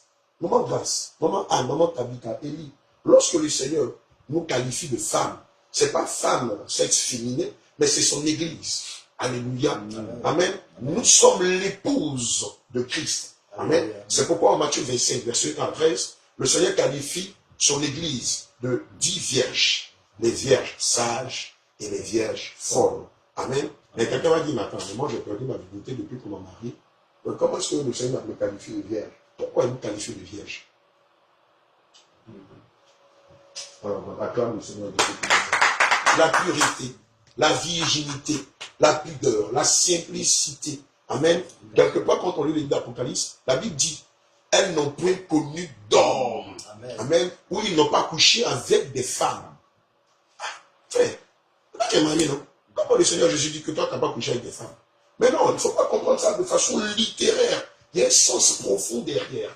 Alléluia. Les femmes qui étaient venues, les femmes, c'est l'église de la Galilée. Hein? La Galilée, on va dire, c'est du monde entier. Avec Jésus accompagné Joseph, virent le sépulcre et comment le corps de Jésus était déposé. En s'étant retournés, elles préparèrent les aromates et des parfums. Mais les aromates et des parfums, là, maman, on a dit c'était quoi? Petite interrogation. Petite interrogation. On avait dit que c'était nos prières. Alléluia. Amen.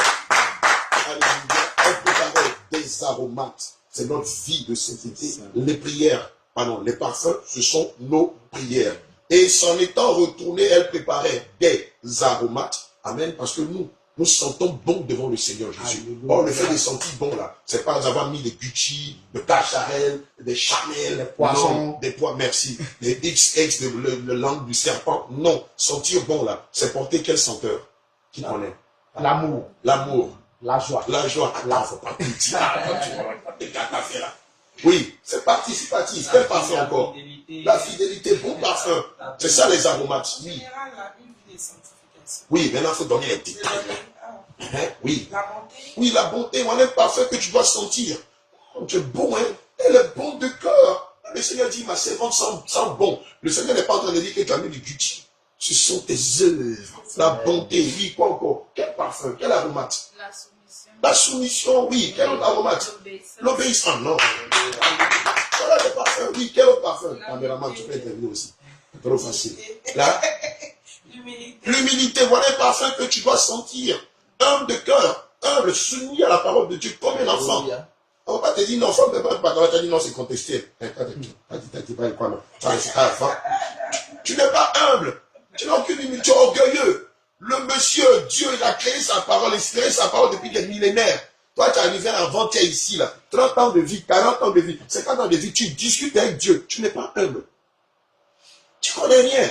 On te dit, voilà ce que Dieu a dit. Et il a dit là, c'est pour le salut de ton âme. Tu dis, tiens, moi je ne suis pas d'accord. Ça là, la femme, pantalon pour femme, oui, c'est écrit où? Parce que nous, on a vu que c'est écrit degré de pantalon là. Ça a commencé à Exode 28, verset 48. 41 à 43 en descendant. Maintenant, tu dis non, c'est pas Dieu écrit sa chose, il inspire. Et puis toi, un petit atome, tu contestes avec Dieu. Bon, toi, tu comptes sur quoi?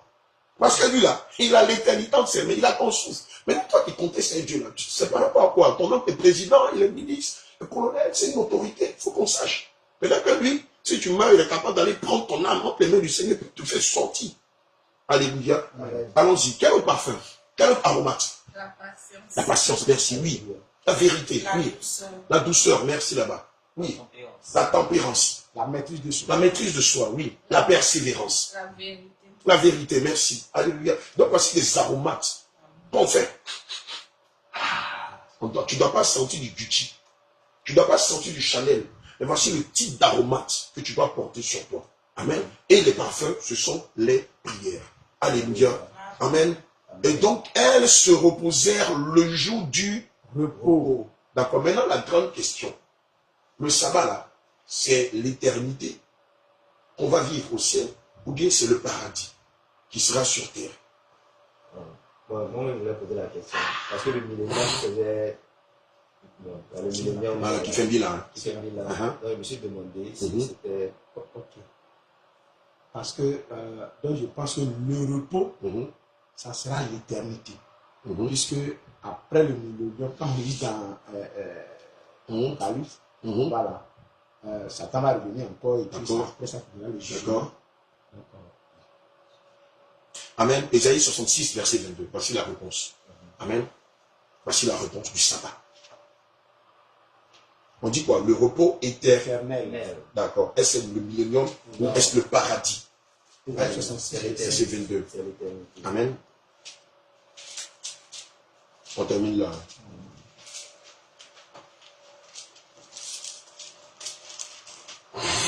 Ésaïe 66, verset 22. Oui. Il est écrit. Car, comme les nouveaux cieux et la nouvelle terre que je vais créer subsisteront. Donc, ça a été créé. Oui. Ça a été créé. Non, regardez bien, les gars. Que je vais créer. Non, non, c'est pas pour créer. Ça n'a pas encore été créé. C'est les nouveaux. Maintenant, ça va être créé pour qui? Pour nous. Les gars, pourquoi vous hésitez? Vous pensez que ça a été créé? Ah, les gars. Banane, on est fait sur la terre. Vous pensez que c'est pour faire quoi? C'est ça, c'est pour ça. C'est pour ça. Alléluia. Le parlement of God, s'il te plaît. Car, Ésaïe 66, verset 22. Car, comme les nouveaux cieux et la nouvelle terre que je vais créer. Donc, ça n'a pas encore été créé. Mais avant que ce soit créé, qu'est-ce qu'il faut qu'il y ait? La destruction de la terre. La destruction des cieux. Amen. Allons-y. Subsisteront devant moi, dit l'Éternel. Alléluia. Aussi subsisteront votre postérité et votre nom. Donc, c'est une prophétie. Amen. Et donc, nous allons vivre le sabbat ici sur la terre. C'est ce qu'on appelle le paradis. Amen. Ma petite, ça va? Une petite question. D'accord, vas-y. Non, vous répétez. Vous avez dit le sabbat, vous dites le paradis sur terre. Bien sûr. Amen. Amen. Lors de l'enlèvement, l'épouse de Christ va rester pendant 1000 ans dans le ciel. Après les 1000 ans, il y aura la guerre d'Armageddon, où le Seigneur va détruire Satan, tout son royaume et tous les êtres humains qui auront fait allégeance à Satan. À la fin de cette destruction, le ciel et la terre seront détruits aussi. C'est ce qu'on a vu dans le livre d'Ésaïe 66. Après la destruction de toute l'humanité, il y aura ce qu'on va appeler une régénération. Amen. La création d'un nouveau ciel ou de nouveaux cieux et d'une nouvelle terre. Et ici, on va vivre éternellement. Donc, on revient à Genèse. C'est pas au ciel là-bas. Non, le ciel, c'est le millénium. Au ciel, on va vivre pendant 1000 ans. Mais après, là, le Seigneur, on le voit dans l'agriculture, non? Avant que le paysan, le plan de nouveaux plans, qu'est-ce qu'il fait? De mettre des graines là. Il va d'abord détruire la terre en mettant quoi? Le feu à la terre. C'est pas ça? C'est la même chose. Amen. Puisque nous savons que ce que nous vivons ici n'est qu'une représentation de ce que nous avons au ciel. Amen. Et donc, avant de détruire la terre, il va d'abord enlever ceux qui lui appartiennent. Ils vont les rester. Parce que si nous on reste qui détruit la terre, on sera détruit. Donc, qu'est-ce que le Seigneur va faire? En Théobo Kachan dit 2 fois confirmation. Alléluia. Merci, ma fille. De temps en temps, quand on parle comme ça, il faut éternuer. Alléluia. Gloire à Jésus. Amen. Et donc, comme dans l'agriculture, avant que le Seigneur ne détruise la terre, il faudra d'abord qu'il est pur. Or, pour la purifier, il faut qu'il sépare ceux qui sont de lui de ceux qui ne sont pas de lui. Et quand il les sépare, il faut qu'il les mette quelque part. Il les met où? Dans le ciel pour 1000 ans. Donc, on vit un paradis provisoire pendant 1000 ans. Après les 1000 ans, après les 1000 ans, lui, qu'est-ce qu'il fait? Il détruit toute la terre. Satan, par le chiffre de Scénarii, c'est comme ça qu'il va détruire Satan. D'ailleurs, même dans nos prières, souvent, quand on rencontre Satan, quand on fait ça, il ne peut pas supporter. Toi, tu fais le malin là. Mais non, Dieu, ce n'est pas le saut de tes narines qui va te détruire. Alléluia, c'est une parenthèse. Amen. Et donc, après que Satan, son armée, c'est-à-dire tous les hommes déchus, toute sa suite, ses enfants, et tous les êtres humains qui l'auront fait à des gens seront détruits. Le Seigneur ne va pas s'arrêter là, puisque la terre était souillée. Amen. Il va détruire toute la terre, les eaux, toute la terre, et même l'humanité sera détruite. Et donc, après, il va reprendre tout à zéro. C'est ce qu'on voit dans le livre de Genèse. Amen. Dieu est si bon. Cette fois-ci, dans ce jardin-là, il n'y aura pas que Adam et Ève, mais il y aura toute la race des êtres humains qui ont servi Dieu d'un cœur sincère. Ici, ils ne vivront pas pour 1000 ans, mais pour toute Éternité. C'est-à-dire 1000 ans. Infiniment. Alléluia. C'est pourquoi pendant que nous sommes vivants, nous devons veiller, nous efforcer à payer le prix pour obtenir la grâce du Seigneur. Alléluia. Amen. On a terminé là. Amen. Question? Oui, question. Non, d'accord. Attends, kill Dieu. Oui, Élie. Joseph. Amen. Maman grâce. Le servant de l'Éternel, maman Anne, maman Tabitha. Amen. Esther. Alléluia. Jojo. D'accord. Quelqu'un voudra ajouter quelque chose. Amen. Quelqu'un voudra ajouter quelque chose. Voilà la prière qu'on va faire, bien aimé. Amen. On va demander au Seigneur Jésus-Christ, amen, de nous accorder la grâce d'obtenir aussi de sa part le sabbat éternel. Alléluia. Amen. Sur la base de Luc 23, verset 54 à 56, qui déclare: c'était le jour de la préparation et le sabbat allait commencer. Les femmes qui étaient venues de la Galilée, avec Jésus accompagnant Joseph, virent le sépulcre et comment le corps de Jésus y était déposé. Et s'en étant retournées, elles préparèrent des aromates et des parfums, puis elles se reposèrent le jour du sabbat selon le commandement. Amen. Et selon aussi Hébreux 4, 9, 11 qui déclare: il y a donc un repos de sabbat réservé au peuple de Dieu, car celui qui entre dans le repos de Dieu se repose de ses œuvres, comme Dieu s'est reposé des siennes. Empressons-nous donc d'entrer dans ce repos.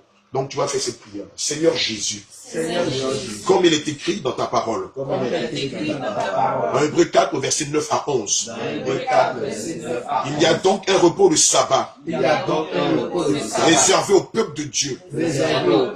Car celui qui entre dans le repos de Dieu se repose de ses œuvres, comme Dieu s'est reposé des siennes. Empressons-nous donc d'entrer dans ce repos. Seigneur Jésus, selon ta grande bonté, selon ta grande souveraineté, je prie afin que tu m'accordes la grâce de rentrer dans le repos éternel, selon qu'il est écrit en Apocalypse 14, au verset 13. Et j'ai entendu du ciel une voix qui disait, écris, heureux dès à présent les morts qui meurent dans le Seigneur. Oui, dit l'Esprit, afin qu'ils se reposent de leurs travaux, car leurs œuvres les suivent. Seigneur Jésus-Christ, accorde-nous la grâce de rentrer dans le repos éternel. Accorde à mon âme la grâce de rentrer dans le repos éternel. Accorde à mon âme la grâce de rentrer dans le repos éternel. Accorde à mon âme la grâce de rentrer dans le repos éternel. De rentrer dans le repos éternel. De rentrer dans le repos éternel. Seigneur Jésus, toi à qui appartient la souveraineté, accorde à mon âme la grâce de rentrer dans le repos éternel. Et s'il y avait quelque chose en moi qui m'empêchait de rentrer dans cette grâce, mets-le hors de moi. Mets-le hors de moi. Mets-le hors de moi. Mets-le hors de moi. Est-ce la colère? Est-ce le mensonge? L'hypocrisie? La duplicité? La rancune? La méchanceté? L'impudicité? La souillure du lit conjugal? L'incrédulité? La peur? Le doute? Mets-les hors de moi. Mets-les hors de moi. Mets-les hors de moi. Mets-les hors de moi. Mets-les hors de moi. Mets-les hors de moi. Mets-les hors de moi. Mets-les hors de moi. Mets-les hors de moi. Mets-les hors de moi. Mets-les hors de moi. Mets-les hors de moi. Au nom de Jésus. Seigneur Jésus. Mon âme a soif de toi. Mon âme a faim de toi. Mon âme a soif de toi. Mon âme a faim de toi. C'est pourquoi je prie afin que j'accorde à mon âme la grâce du repos éternel. C'est pourquoi je prie afin que j'accorde à mon âme la grâce du repos éternel. La grâce du repos éternel. La grâce du repos éternel. Seigneur Jésus, s'il le faut, châtie-moi. S'il le faut, blâme-moi. S'il le faut, expose-moi. Mais que mon âme ne s'égare point. Que mon âme ne s'égare point. Que mon âme ne s'égare point. Que mon âme ne s'égare point. Que mon âme ne s'égare point. S'il le faut, châtie-moi. Blâme-moi. Expose-moi. Mais que mon âme ne s'égare point. Que mon âme ne s'égare point. Toi qui appartiens à la souveraineté, la grâce du salut, accorde à mon âme la grâce du repos éternel. Fais-moi vivre le sabbat éternel. Fais-moi vivre le sabbat éternel. Fais-moi vivre le sabbat éternel.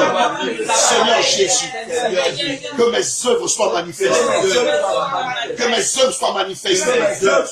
Esprit de justice, esprit de vérité, esprit d'amour, esprit de zèle pour l'évangélisation, esprit de patience, esprit d'humilité, esprit de douceur, esprit de fidélité, esprit de persévérance, esprit de tempérance, esprit d'amour, esprit de joie, esprit de bonté, esprit de bénignité, esprit de douceur, esprit de tempérance, esprit d'humilité, esprit de persévérance, esprit de justice, esprit d'amour, esprit de renoncement aux œuvres de la chair. Au nom de Jésus, reste dans cette dispensation. S'il y a quelque chose qui veut t'empêcher dans le ciel, le Seigneur Jésus ne même pas veiller à ce que cette chose sorte de toi. Assurément par les 7 chemins. Je ne sais pas par quel chemin, mais je suis sûr d'une chose. S'il y a en toi une entité méchante, un esprit méchant qui combat ta destinée, qui combat ta foi, qui combat ton appel, qui combat tes aromates et ton parfum, dans cette disposition, le Seigneur lui-même va éjecter ceux ou ces esprits-là. Comme lui-même l'a dit, il a dit dans sa parole que tes ennemis s'élèveront contre toi. Bien aimé, tes ennemis ici, c'est la colère, c'est le mensonge, c'est l'impudicité, c'est la convoitise, c'est les pensées impures, c'est l'idolâtrie, c'est les divisions, c'est les disputes, c'est la rancune, c'est les jalousies, c'est la sorcellerie. Ce sont ceux-là tes ennemis. Et comme ces ennemis-là en veulent à ta vie, comme tes amants en veulent à ta vie, combattent tes aromates et tes parfums, le Seigneur lui-même veille à les faire sortir de toi. Il a dit, ils viendront par un chemin, mais ils s'enfuiront devant toi par les 7 chemins. Si tu sens que tu as envie de pisser, va dans les toilettes. Si tu sens qu'il y a une envie pressante de faire des gaz, lâche-toi. Si tu sens que tu as envie de saliver, va dans les toilettes, va saliver. Si tu sens que tu as envie de faire pipi, ne te gêne même pas, va dans les toilettes, va faire pipi. Parce que le Seigneur vient chercher l'église sans tache, une église sans ride, une église irrépréhensible, une église qui n'a point de reproche, une église qui n'est pas tombée dans les infidélités ou dans les adultères avec le monde. C'est pourquoi dans cette disposition, le Seigneur lui-même éjecte tes amants. Éjecte tes amants. Il éjecte tes amants de toi. Au nom de Jésus.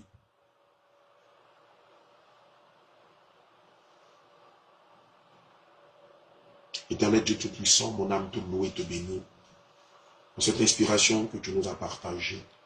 Je te dis infiniment merci de nous délivrer de nos amants, de ceux-là qui nous poussent à être infidèles vis-à-vis de toi.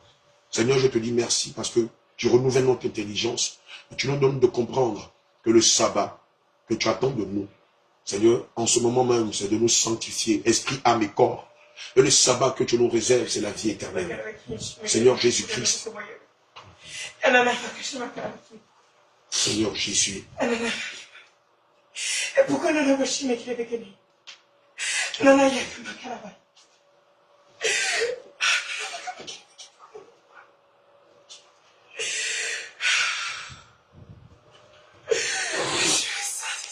Alléluia. Je suis là, Alléluia. parmi vous. C'est moi qui vous ai fait venir Alléluia. de tous les coins du monde. Au nom de Jésus. C'est moi qui vous ai rassemblés. Au nom de Jésus. C'est moi qui vous ai rassemblés autour de ma parole. Alléluia. Écoutez mon serviteur. Écoutez mon serviteur. Alléluia. Mettez en pratique afin de sauver vos âmes. Alléluia. Marchez selon mon esprit, je vous l'ai donné. Amen. Je vous ai purifié. Je vous ai sanctifié. Alléluia. J'ai lavé vos mains. Gardez-vous purs. Alléluia. Gardez-vous purs. Amen. Gardez-vous purs.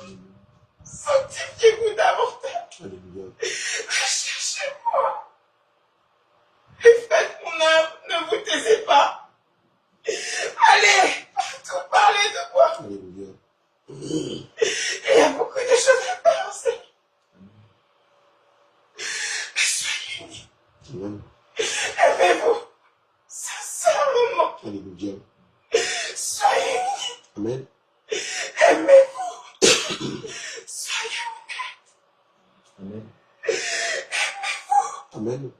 Gardez-vous purs. Alléluia. C'est la fin. C'est la fin. Amen. C'est la fin. Soyez prêts. Gardez-vous purs. Alléluia. Mon serviteur. Amen. Mon serviteur. Alléluia. Tu fais ma joie. Amen. Tu fais ma joie. Tu as réjoui mon cœur. Alléluia. Amen. Amen. Alléluia. Amen. Je suis là. Alléluia. Il y a beaucoup de femmes encore. Alléluia. Mais soyez fermes. Amen. Soyez fermes. Au nom de Jésus. Restez fermes. Alléluia. Je suis le roi. Alléluia. Appuyez-vous sur moi. Amen. Alléluia. Amen. Alléluia. Il est écrit dans le livre de Jacques 2 au verset 22 à 23. Mettant en pratique la parole et ne vous bornez pas qu'à l'écouter en vous trompant vous-même par de faux raisonnements. Car si quelqu'un écoute la parole de Dieu, si quelqu'un écoute la parole et ne la met pas en pratique, il est semblable à un homme qui regarde dans un miroir et oublie son visage. Et qui, après s'être regardé, s'en va et oublie aussitôt quel il était.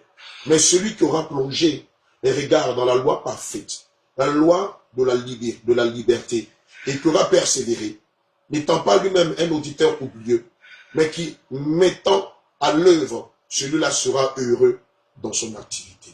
Que toute la gloire soit rendue au Seigneur. Alléluia. Que le Seigneur vous bénisse. Vraiment grâce, vous pouvez retourner à vos activités. Quel est ce verset pour vous? Jacques 2, verset 22 à 25. Jacques 2, verset 22 à 25. Alléluia. Excellente journée à vous. Bon, nous on est en congé, hein, donc voilà.